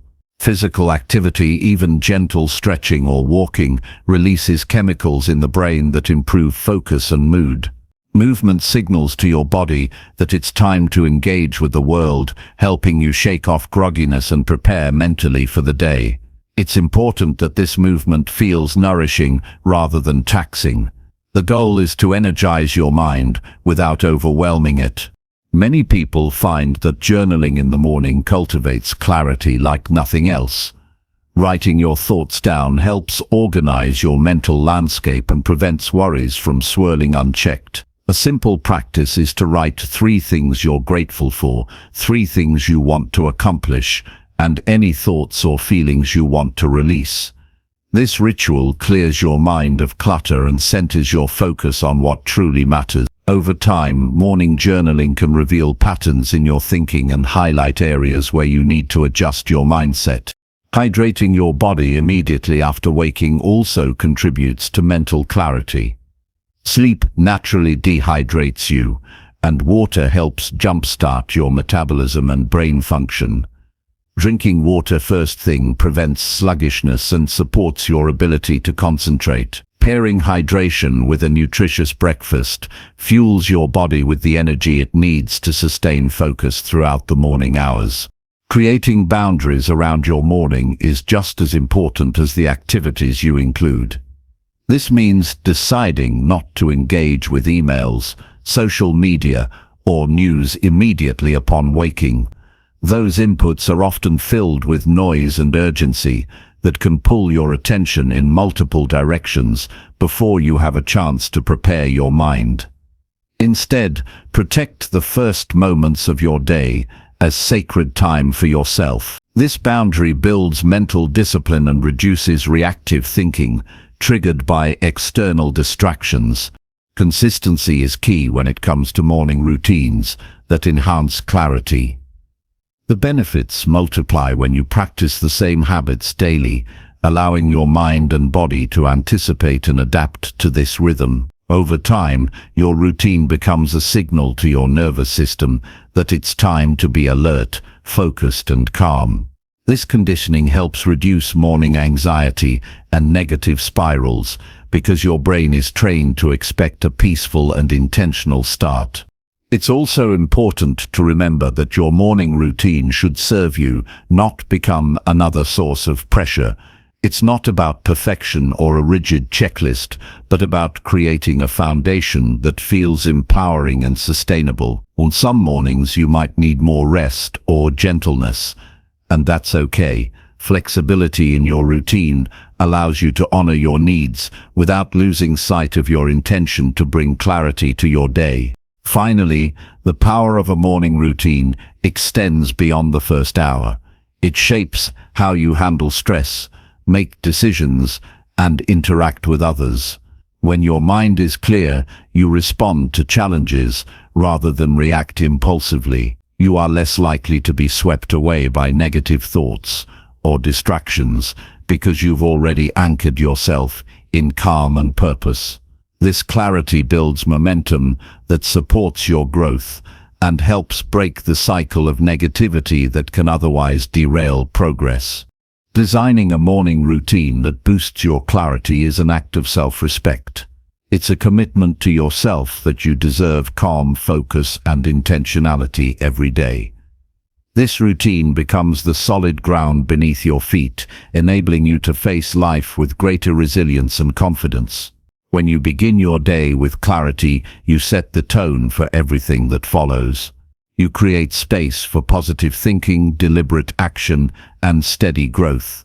The choice to build this routine is a choice to break free from chaos and negativity, one morning at a time. Chapter 12. Choose progress over perfection in every situation. Perfection often stands between you and meaningful progress. It's easy to wait for the perfect moment, the perfect plan, or the perfect version of yourself before moving forward. This mindset traps you in endless hesitation, turning small steps into mountains you never climb. Choosing progress over perfection means shifting your focus from flawless outcomes to consistent action. It means valuing movement, no matter how imperfect, as the true path to growth and success. When you prioritize progress, you accept that mistakes, setbacks, and imperfections are inevitable parts of the journey. This acceptance frees you from the paralysis that perfectionism creates. Instead of fearing failure or judgment, you start seeing every attempt as a valuable step toward your goals. You build momentum by acting even when conditions aren't ideal, trusting that improvement comes through practice, not instant mastery. Choosing progress requires courage because it asks you to embrace uncertainty. You won't always have everything figured out, and that's okay. The key is to move forward despite the unknown. Action generates clarity. When you start, you learn what works and what doesn't. You gain new insights that shape your next steps. Progress, even if messy, brings you closer to your vision than waiting for an unattainable standard ever will. This mindset also changes how you handle setbacks. Instead of viewing them as proof you're not good enough, you see them as feedback. Each challenge teaches you what to adjust, what to let go, or where to invest more effort. Progress turns setbacks into lessons rather than roadblocks. It creates resilience because you know that forward motion is always possible, even if it's small. Perfectionism often hides behind the desire to avoid criticism or embarrassment. But when you choose progress, you become less concerned about others' opinions. You focus on your growth instead of approval. This internal shift builds confidence and self-trust. You begin to believe in your ability to learn and adapt, not in some fixed idea of perfect that doesn't exist. Another important aspect of choosing progress is breaking big goals into manageable parts. Large ambitions can feel overwhelming and feed perfectionist tendencies. By setting smaller, achievable targets, you create a steady stream of wins that encourage continued effort. Each small success builds confidence and reduces the pressure to be perfect from the start. This approach also encourages experimentation. Progress thrives in environments where you try new things without fear of being wrong. When you let go of perfection, you open yourself to creativity and innovation. You discover new possibilities because you're not confined by rigid expectations or fear of making mistakes. Progress invites flexibility and adaptability, both essential for growth. Choosing progress over perfection affects not only your goals, but also how you treat yourself. It fosters kindness and patience. You learn to celebrate effort rather than just results. You understand that growth is a process that takes time and that rushing or forcing things often backfires. This perspective cultivates a healthier relationship with yourself, reducing stress and burnout. The power of progress lies in its cumulative effect. Small improvements made consistently lead to significant change over time. When you focus on progress, you build habits that sustain your development. Each day becomes an opportunity to move forward. No matter how little, this continuous effort adds up, transforming your mindset and your life in ways that perfection never could. In daily life, choosing progress means starting tasks even if you don't feel ready. It means speaking up even if your words aren't perfectly formed. It means finishing projects without obsessing over every detail. It means forgiving yourself for mistakes and recommitting to your path. These choices strengthen your ability to keep moving and learning, which is the essence of personal growth. When you embrace progress, you reclaim control over your narrative. You stop waiting for external conditions to be just right and take responsibility for your growth now. This shift empowers you to create momentum, build resilience, and achieve more than you thought possible. Progress becomes a mindset that fuels every aspect of your life. Ultimately, choosing progress over perfection is a radical act of self-empowerment. It frees you from unrealistic standards and self-imposed limits. It invites you to engage fully with your journey, learning from every experience without fear or shame. By valuing progress, you open the door to continuous growth, deeper fulfillment, and lasting success. Chapter 13. Cut off toxic media that fuels your fear. In today's world, media surrounds us every moment, shaping how we perceive reality and ourselves. Unfortunately, much of the media we consume is designed to provoke fear, anxiety, and division. News cycles thrive on sensationalism. Social media platforms amplify outrage and negativity. Advertisements sell urgency and insecurity. If left unchecked, this toxic media seeps into your mind, fueling your fears and reinforcing negative thinking patterns. Protecting your mental and emotional space by cutting off harmful media is essential to breaking free from these destructive cycles. Understanding the impact of toxic media starts with recognizing how it affects your brain. Fear triggers the body's survival response, releasing stress hormones like cortisol and adrenaline. When you consume constant fear-based content, your nervous system stays in a heightened state of alert. This chronic stress reduces your ability to think clearly, stay calm, and act intentionally. It becomes difficult to see solutions or opportunities because your mind is overwhelmed by perceived threats. Your worldview narrows, and negativity becomes the default lens through which you interpret your life. Cutting off toxic media means becoming selective about what you allow into your mental space. It requires a conscious decision to prioritize your well-being over staying constantly informed or connected. This is not about ignoring reality or being naive. It's about choosing to engage with information that empowers rather than diminishes you. You deserve to consume content that uplifts your spirit, encourages growth, and promotes peace rather than feeding fear and anxiety. Start by assessing the sources you regularly turn to. Notice how you feel after engaging with each one. Do you feel drained, anxious, or hopeless? Those are signs that the content is toxic for you. It might be a news outlet that sensationalizes disasters, a social media feed filled with divisive commentary, or entertainment that glorifies violence or despair. Recognizing these sources is the first step toward reclaiming your mental clarity. Next, create boundaries around your media consumption. Set specific times when you check the news or social media, instead of letting it interrupt your entire day. Limit exposure to headlines or posts that provoke fear or anger. Replace those moments with activities that calm your mind. Reading a book, meditating, going for a walk, or connecting with supportive people. These boundaries protect your focus and prevent your thoughts from being hijacked by negativity.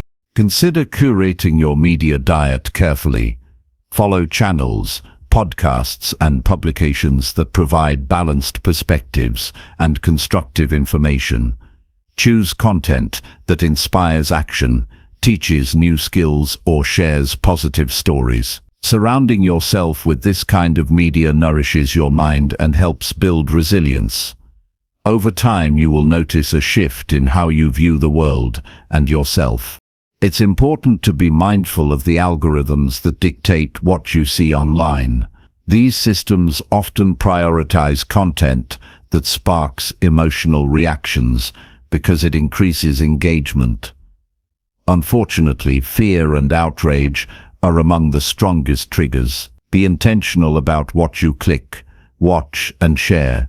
Avoid spreading fear-driven messages, no matter how tempting it might be.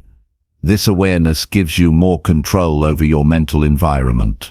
Disconnecting from toxic media also means being aware of the subtle ways fear seeps into everyday content. Even seemingly harmless entertainment can reinforce negative stereotypes or pessimistic worldviews. Be critical of the stories you consume. Ask yourself if they serve your growth or simply perpetuate anxiety. Choose to invest your time in media that expands your perspective and aligns with your values. When you reduce exposure to fear-fueled media, you create mental space to focus on what matters most. You regain the ability to think critically and act with intention.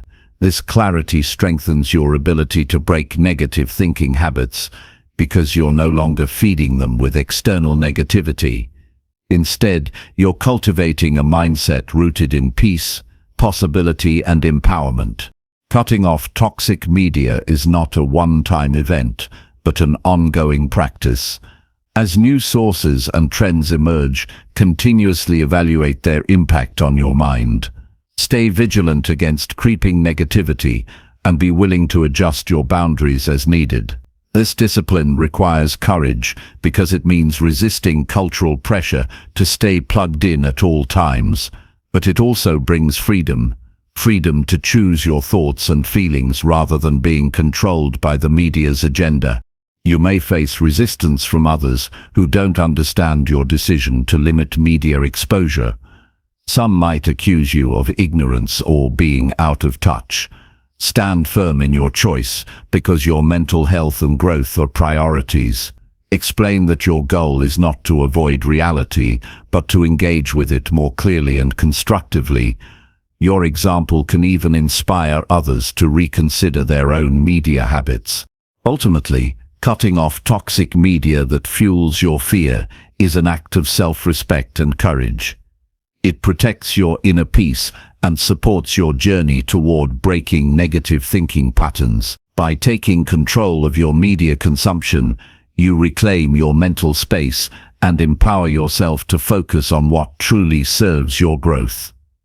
This choice strengthens your resilience, sharpens your clarity, and cultivates a mindset that thrives regardless of external chaos. In doing so, you build a foundation of calm and strength that propels you toward a more positive and fulfilling life. Chapter 14. Accept what you cannot change with full peace. Acceptance is a cornerstone of inner peace and resilience. It is not resignation or giving up, but a conscious choice to recognize reality as it is, without unnecessary resistance or denial. When you accept what you cannot change fully and peacefully, you free yourself from the burden of fighting against circumstances beyond your control. This freedom opens space for calm, clarity, and strength to focus on what you can influence. Many people spend tremendous energy trying to control the uncontrollable. They ruminate on past mistakes, worry about the future, or cling to expectations that cannot be met. This resistance creates tension and suffering because it sets you against reality itself. Acceptance dissolves this tension. It teaches you to meet life with openness rather than struggle, allowing you to conserve your energy for meaningful action. To accept what cannot be changed, start by identifying the things truly outside your power. These could be other people's decisions, natural events, past actions, or even your own limitations. A clear-eyed view of these facts helps prevent wasted effort chasing impossible outcomes. Acknowledge these realities calmly, without labeling them as good or bad. They simply are. This neutral observation is the foundation of peaceful acceptance. Peaceful acceptance does not mean ignoring problems or becoming passive. Instead, it means understanding where your influence ends and beginning there. When you recognize limits, you can shift focus to areas where your actions matter. This distinction between what you can and cannot change is vital for effective living. It prevents frustration and empowers deliberate choices. Sometimes acceptance requires confronting difficult emotions like grief, anger, or disappointment. These feelings arise naturally when facing unchangeable situations.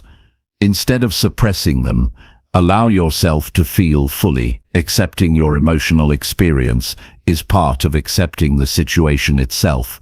Through this process, emotions lose their grip and you find calm beneath the storm. Acceptance also involves releasing attachment to specific outcomes. Often, suffering comes from rigid expectations that reality should conform to our desires. When events unfold differently, resistance arises. Letting go of attachment is a practice of humility and trust. It recognizes that life is unpredictable and that peace comes from adapting rather than controlling. One practical way to cultivate acceptance is through mindful awareness. Pay attention to moments when your mind fights reality, when you replay scenarios, blame or resist what is happening. Gently bring your focus back to the present and remind yourself, this is how things are now. Mindfulness trains the mind to observe without judgment, reducing suffering caused by resistance. Another important element is self-compassion. Accepting what cannot change includes accepting yourself, your imperfections, past errors, and current limitations. Self-compassion softens harsh self-criticism and fosters a nurturing inner voice. This kindness strengthens your ability to face life's challenges without falling into despair. Acceptance invites you to trust the process of life. Although some things remain fixed, the broader flow of existence is dynamic and often surprising. By embracing uncertainty and impermanence, you cultivate flexibility and resilience. You learn to move with life's changes rather than against them, finding peace in each moment regardless of external circumstances. When acceptance becomes a habit, it transforms your relationship with stress and adversity. Challenges no longer feel like overwhelming obstacles, but as part of the natural rhythm of life. This shift allows you to respond calmly and effectively, preserving your mental and emotional energy. Peaceful acceptance becomes a source of strength rather than weakness. Living with full acceptance also deepens your gratitude. By embracing reality as it is, you notice the small gifts present, even in difficult times. Gratitude coexists with acceptance, enriching your perspective and enhancing well-being. Together they create a foundation for lasting happiness. It's important to recognize that acceptance is a practice, not a one-time achievement. It requires patience and persistence because the mind naturally resists surrender. Regular reflection, meditation, or journaling can support this practice. Revisiting the distinction between what can and cannot be changed reinforces your commitment to peaceful acceptance. In relationships, acceptance fosters harmony and understanding. When you stop trying to change others or control situations, you create space for connection and empathy. This openness reduces conflict and nurtures compassion, improving the quality of your interactions. Ultimately, accepting what you cannot change with full peace is an act of wisdom and courage. It liberates you from unnecessary suffering and grounds you in the reality that shapes your life. This acceptance empowers you to focus your energy where it matters most, cultivating resilience, clarity, and joy. Choosing acceptance is choosing freedom, a freedom that comes from embracing life fully, exactly as it is. Chapter 15. Take daily action even when your mind resists. Taking daily action, especially when your mind resists, is one of the most powerful habits you can cultivate for lasting growth. Resistance often arises from discomfort, fear, or uncertainty. It is natural for the mind to avoid challenges and seek ease. Yet, real progress demands that you move forward regardless of these internal barriers. Discipline means acting in alignment with your goals even when motivation wanes or doubts creep in. The ability to push through resistance separates those who succeed from those who remain stuck. Resistance is not a sign that you should stop. It is a signal that you are stepping outside your comfort zone and growing. Every meaningful change involves discomfort because it challenges established patterns. Your brain prefers familiar routines because they require less energy. When you break old habits or pursue new goals, your mind protests because it's unfamiliar territory. Recognizing resistance as a normal part of the process reframes it from enemy to ally. It indicates that you're on the right path and building new neural connections. The key to overcoming mental resistance is to start small. Massive goals can overwhelm and strengthen the urge to avoid action. Instead, break your tasks into manageable steps that you can complete quickly. Even a minute of focused effort is progress. By showing up consistently in these small ways, you weaken resistance over time. Momentum builds as your brain adjusts to new behaviors and gains confidence in your ability to change. Creating a clear plan each day helps minimize hesitation. When your actions are vague or undefined, your mind fills the gap with doubt and distraction. Knowing exactly what to do eliminates guesswork and excuses. Make a simple list of priorities each morning or the night before. Identify 1 or 2 key actions that will move you closer to your goals. Commit to completing these tasks, no matter what. This clarity fuels forward motion and cuts through mental fog. Another effective strategy is to build routines that reduce the need for willpower.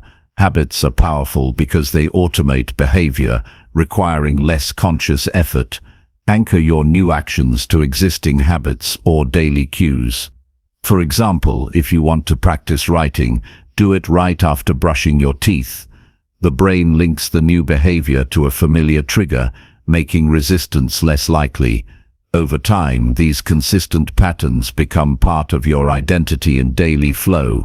Sometimes resistance comes from fear of failure or imperfection. The mind tries to protect you by suggesting you wait until conditions are perfect or you feel ready. This is a trap that leads to procrastination and self-doubt. Embrace the idea that imperfect action is better than inaction.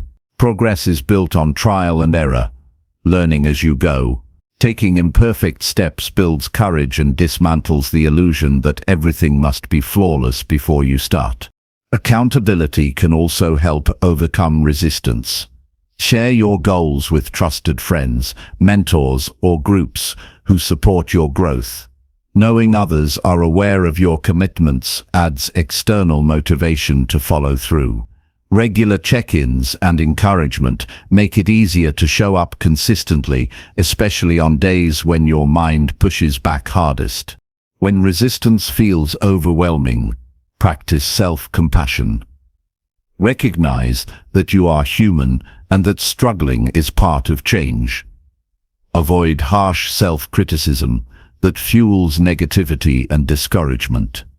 Instead, acknowledge your feelings and gently remind yourself why your goals matter. This kindness strengthens your resolve and prevents burnout. Visualizing the benefits of daily action can provide powerful motivation. Imagine how your life will improve, how your confidence will grow, or how your skills will develop. Picture yourself overcoming obstacles and feeling proud.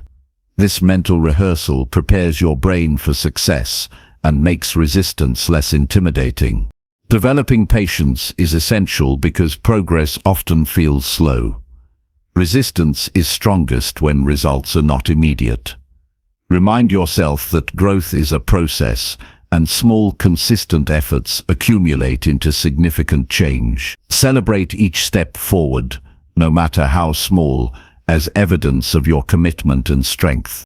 Finally, keep returning to your purpose. When resistance hits, reconnect with the deeper reasons behind your goals. Why do you want to change? What will achieving this bring to your life? Aligning your daily actions with your core values and vision creates meaning that transcends temporary discomfort. This sense of purpose fuels persistence even when the mind resists. Taking daily action in spite of resistance builds resilience, discipline, and self-trust. It trains your mind to embrace challenge rather than avoid it. Each time you push through discomfort, you expand your capacity to handle difficulty. This growth not only moves you toward your goals, but also strengthens your ability to face life with courage and clarity. By committing to action every day regardless of internal obstacles, you create a powerful momentum that carries you forward. You learn that progress is not about motivation alone, but about consistent choices. Resistance loses its power when met with steady effort. This habit becomes the foundation of transformation, breaking negative cycles and opening the door to your fullest potential. Chapter 16. Stay consistent with what makes you feel strong. Consistency is the key that unlocks lasting strength and growth. When you stay committed to the actions, habits, and mindsets that make you feel strong, you build an unshakable foundation for your life. Strength does not come from occasional bursts of effort, but from steady, deliberate practice over time. Each day that you choose to align with what empowers you, you reinforce your resilience and deepen your capacity to face challenges. Understanding what makes you feel strong begins with self-awareness. It requires honest reflection on the activities, thoughts, and relationships that fuel your energy and confidence. These may be practices like exercise, meditation, focused work, or moments of connection with loved ones. They could be mental habits, such as positive self-talk, setting boundaries, or engaging in meaningful learning. Identifying these sources of strength is the first step to consistency, because you cannot stay committed to something that doesn't genuinely support your well-being. Once you know what strengthens you, the next step is to create a routine that incorporates these elements regularly.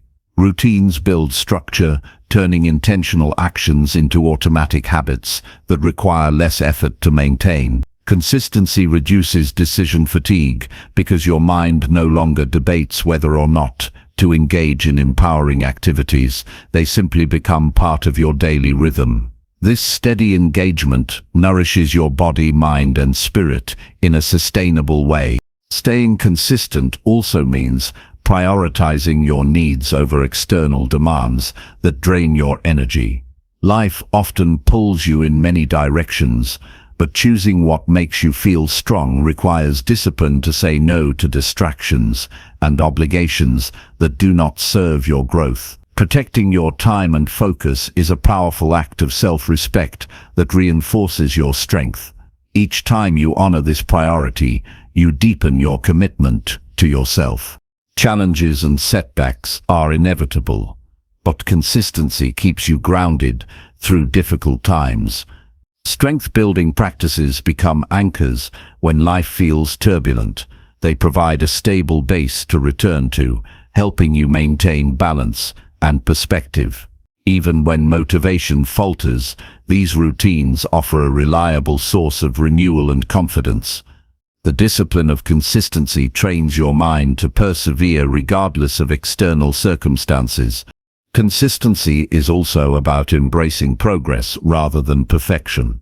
There will be days when your energy is low or distractions abound, but showing up in some capacity matters most.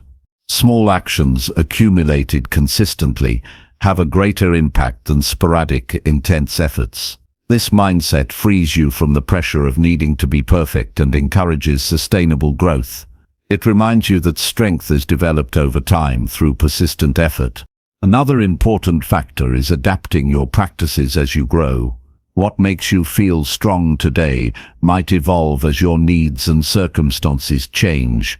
Staying consistent doesn't mean rigidly repeating the same actions without reflection. It involves regularly checking in with yourself and adjusting your habits to continue supporting your well-being effectively. This flexibility ensures that your consistency remains meaningful and aligned with your current self. Accountability can enhance consistency by providing external support and motivation. Sharing your goals and routines with trusted individuals creates a network of encouragement. When others know about your commitments, you are more likely to follow through. Regular conversations about your progress help maintain focus and inspire resilience during challenging moments. Community reinforces your dedication to what strengthens you. Consistency also deepens your self-trust. Each time you follow through on actions that make you feel strong, you prove to yourself that you are reliable and capable. This trust builds confidence that carries over into other areas of life. You begin to believe in your ability to handle difficulties and pursue growth with determination. Self-trust becomes a powerful force that sustains you through uncertainty. Cultivating consistency requires patience because the benefits often appear gradually. Strength built through daily habits compounds over weeks and months, leading to noticeable shifts in your physical, mental, and emotional state. Recognizing and celebrating these small victories encourages continued commitment. Patience and perseverance form a partnership that transforms routine actions into profound personal power. To maintain consistency, it helps to set clear intentions each day. Remind yourself why these actions matter and how they contribute to your overall well-being. Visualize the positive effects of staying true to what makes you feel strong. This mental reinforcement fuels motivation and keeps your focus sharp. Intentionality transforms routine into purposeful practice. In moments when consistency feels difficult, return to your core values and purpose. Reflect on what strength means to you and how it supports your life's vision. This deeper connection inspires persistence beyond fleeting emotions or circumstances. It anchors your commitment in something meaningful and enduring. Finally, staying consistent with what makes you feel strong is an ongoing journey rather than a destination. It requires continuous attention, reflection, and adjustment. This journey deepens your self-awareness, sharpens your discipline, and strengthens your resilience. The more consistently you engage with empowering practices, the more robust and adaptable you become. This commitment creates a positive cycle where strength fuels further consistency and growth. You become better equipped to face challenges, embrace opportunities, and navigate life with confidence. By honoring your needs and showing up for yourself every day, you build a life rooted in genuine power and well-being. Consistency transforms intention into reality, making lasting strength your natural state. Chapter 17. Visualize a future you truly want to live. Visualizing a future you truly want to live is a powerful tool for shaping your reality. It starts by creating a clear and detailed mental picture of the life you desire, allowing you to connect deeply with your goals and values. When your vision is vivid and inspiring, it acts as a compass, guiding your actions and decisions. This clarity transforms abstract hopes into concrete motivation, turning dreams into achievable plans.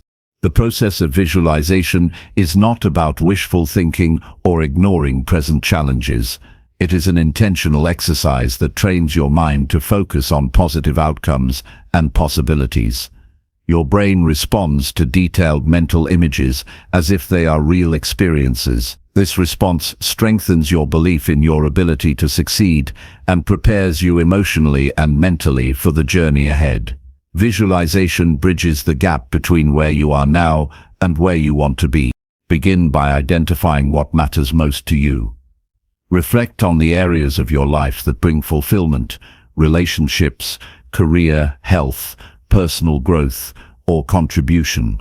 Consider what a satisfying future looks like in these dimensions. The more specific and authentic your vision, the more it resonates with your inner self. Avoid vague or generic ideas.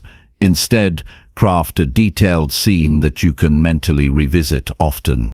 Engage all your senses in your visualization. Imagine the sights, sounds, smells, and feelings associated with your future life.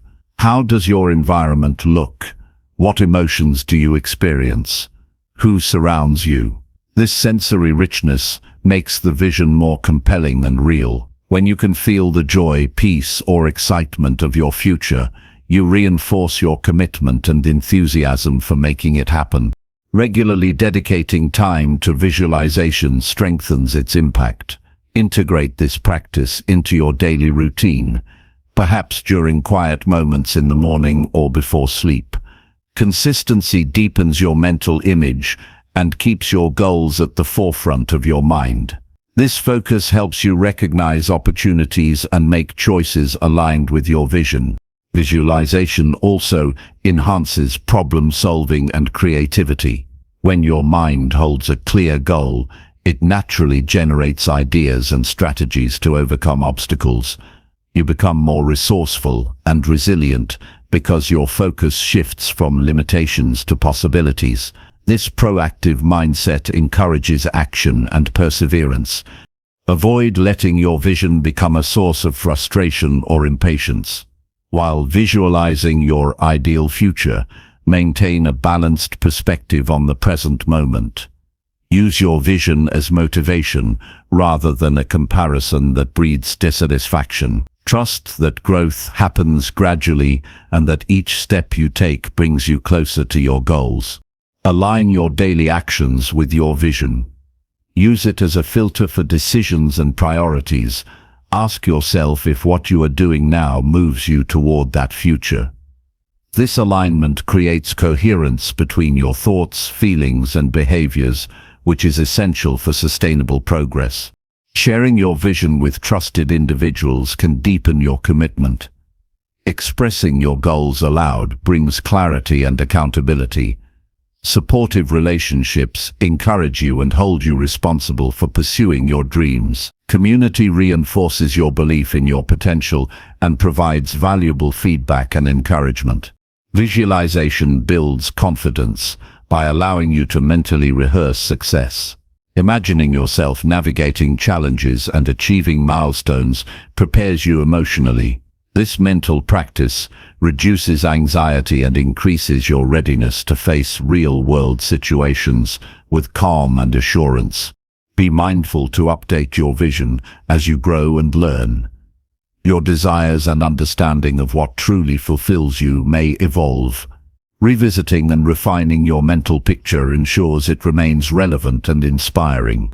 Flexibility in your vision supports adaptability in your journey. Ultimately, visualizing a future you truly want to live is an act of empowerment. It shifts your mindset from passive hope to active creation. This practice cultivates optimism, determination, and clarity, equipping you to turn your dreams into reality. By consistently engaging with your vision, you build a purposeful path that leads to meaningful and lasting fulfillment. Chapter 18. Build a daily habit of gratitude and reflection. Developing a daily habit of gratitude and reflection transforms your relationship with life and yourself. When practiced consistently, gratitude shifts your focus from scarcity to abundance, allowing you to see the good even amid challenges. Reflection deepens your awareness, helping you learn from experiences and align your actions with your values.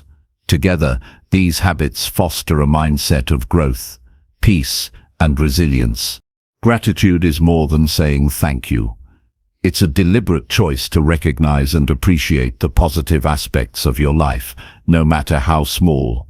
This shift in perspective rewires your brain to notice opportunities, kindness, and beauty that often go unnoticed. Regularly acknowledging what you are thankful for reduces negative thinking and increases emotional well-being. It encourages optimism, which strengthens your ability to cope with difficulties. To start, set aside a few minutes each day to focus on gratitude. This can be in the morning to set a positive tone, or at night to reflect on the day's blessings. Write down 3 to 5 things you are grateful for. They can be simple, like the warmth of sunlight or a kind word from a friend. The key is consistency and sincerity. Over time, this practice trains your mind to seek out positivity naturally.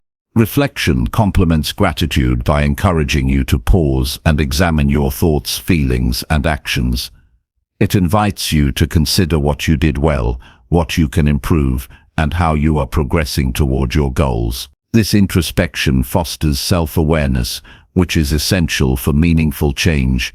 Through reflection, you connect with your inner wisdom and clarify your priorities. Incorporate reflection by journaling your experiences, asking yourself thoughtful questions, or simply sitting quietly in meditation. Reflect on moments of success and struggle alike. What lessons emerge?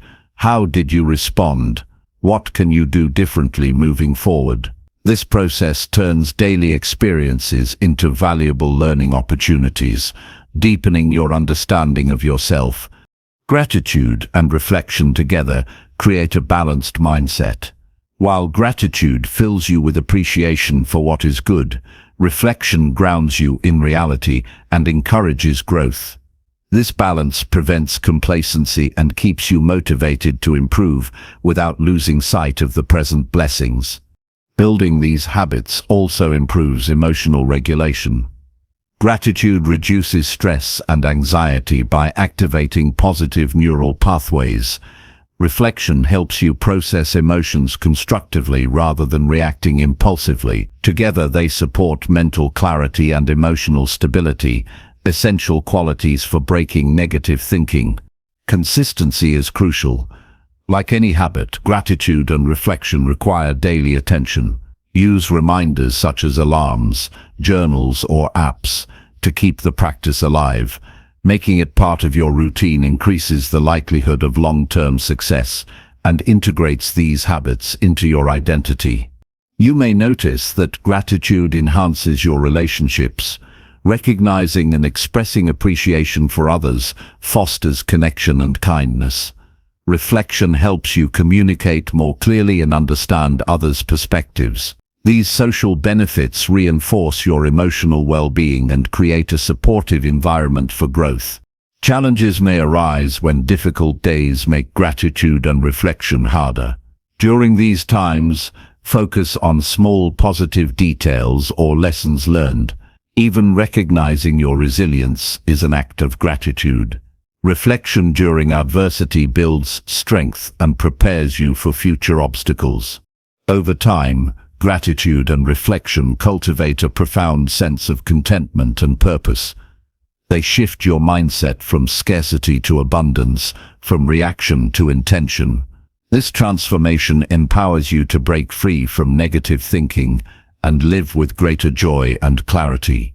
Make gratitude and reflection your daily companions. Allow them to guide your thoughts, shape your actions, and nurture your spirit. This commitment is a powerful step toward continuous self-improvement and a fulfilling life. Through these simple yet profound habits, you build a foundation of strength and wisdom that supports every aspect of your journey. Chapter 19.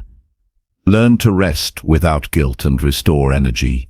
Rest is often misunderstood as a luxury or an indulgence, rather than a necessary part of a balanced and productive life. Learning to rest without guilt is a vital skill for sustaining energy, clarity, and resilience.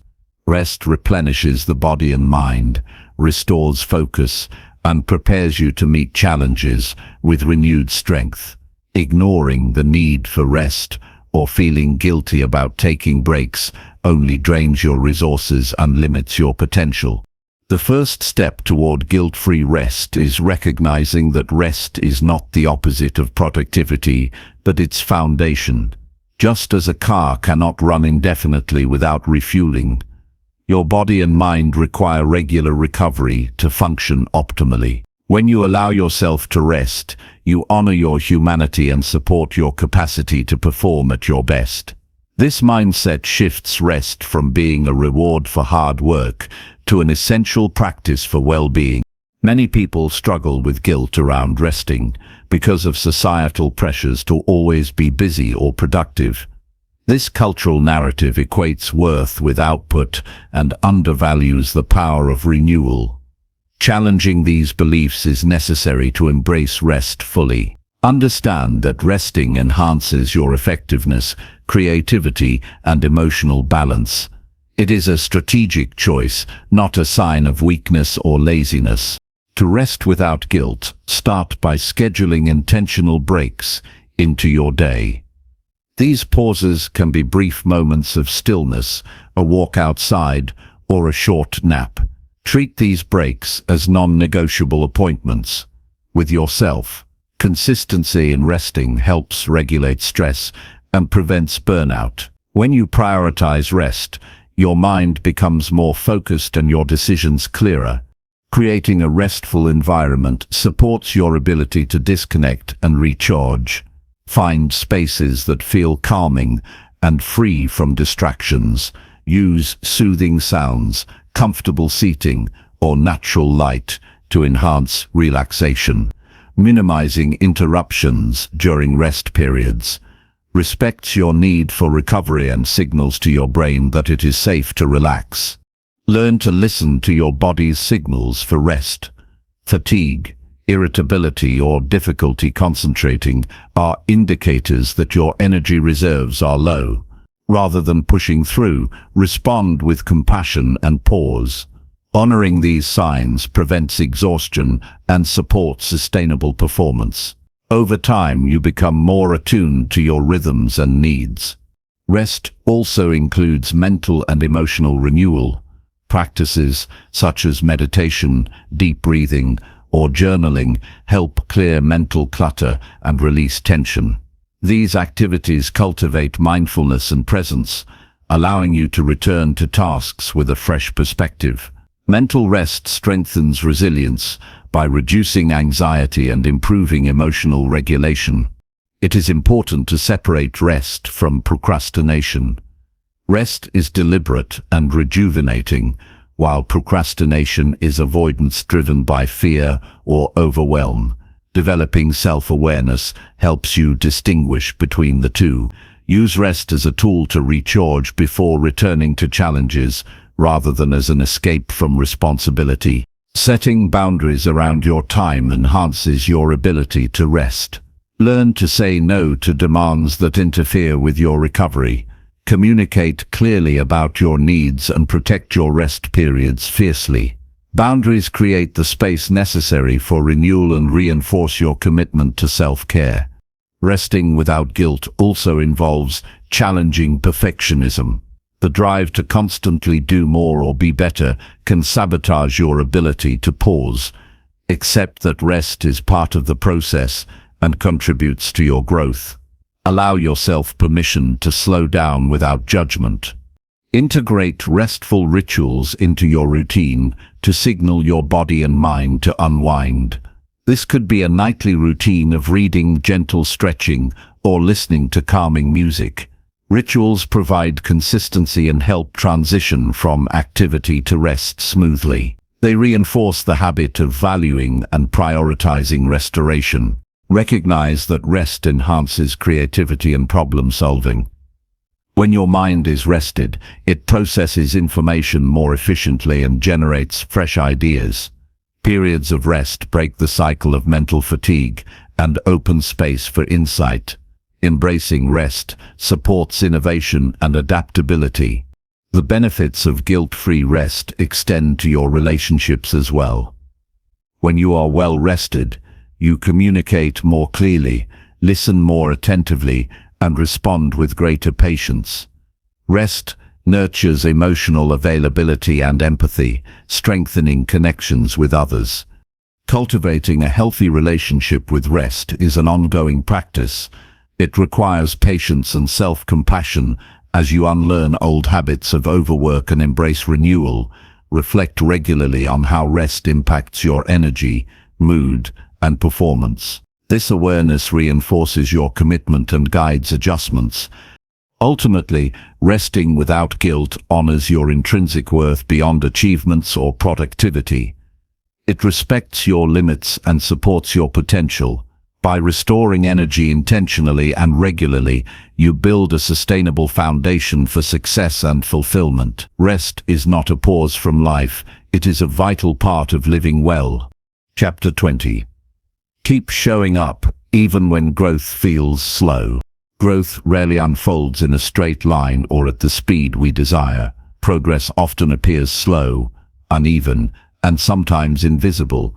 This can easily lead to frustration, doubt, or the temptation to give up. Yet, the secret to transformation lies in the simple act of continuing to show up. Persistence in the face of slow progress builds strength, deepens skill, and shapes character. It is the steady commitment that eventually leads to breakthrough and lasting change. When growth feels slow, it's natural to question whether your efforts are worthwhile. Doubts about your ability or the value of your goals may surface. These thoughts are normal, but must not define your journey. Slow growth does not mean failure. It means the process is working in its own time. Much like nature's cycles, personal development requires seasons of quiet preparation before visible results emerge.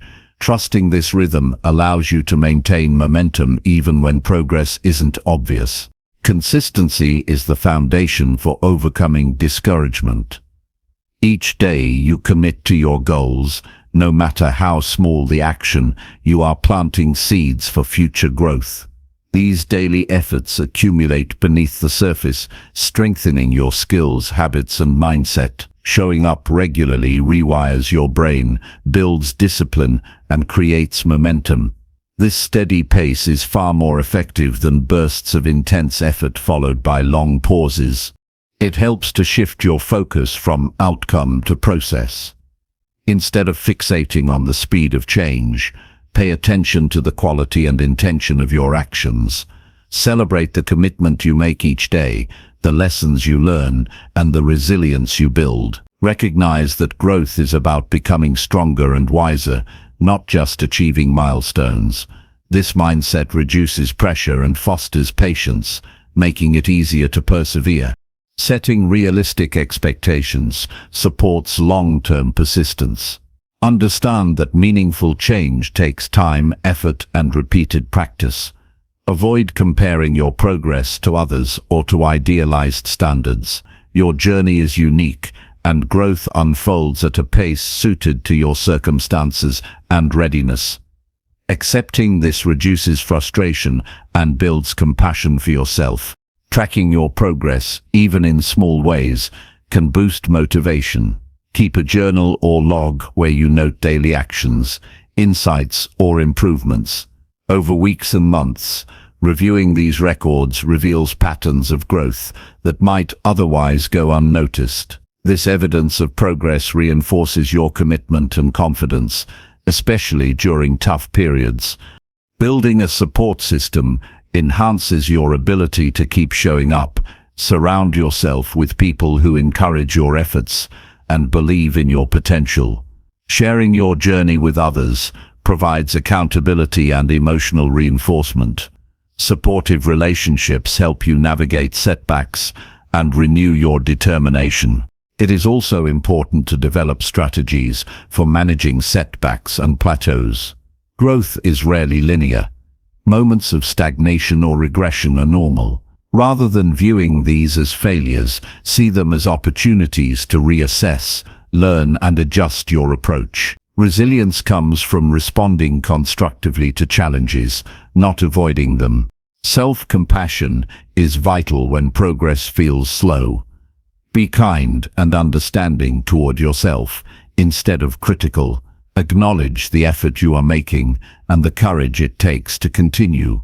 Compassion fuels endurance by reducing negative self-talk and fostering a positive inner dialogue. Motivational reminders can sustain your focus. Reflect regularly on your reasons for pursuing growth and the vision of the life you want. Reconnect with your values and the deeper purpose behind your actions. This connection provides emotional energy to persist even when external progress is hard to see. Developing rituals or habits that support daily commitment makes it easier to show up consistently. Anchoring your efforts to specific times, places, or routines removes decision fatigue and creates structure. These routines create momentum by embedding growth-oriented behaviors into your lifestyle. Visualizing small victories can increase your drive. Imagine the sense of accomplishment and pride you will feel as you continue despite challenges. This mental rehearsal strengthens your motivation and reinforces positive expectations. Keeping perspective helps manage impatience. Remind yourself that slow growth is still growth. Every moment spent learning, practicing, and persisting shapes your future self. The compound effect of small actions over time leads to transformation that lasts. Recognize that perseverance builds character as much as skills.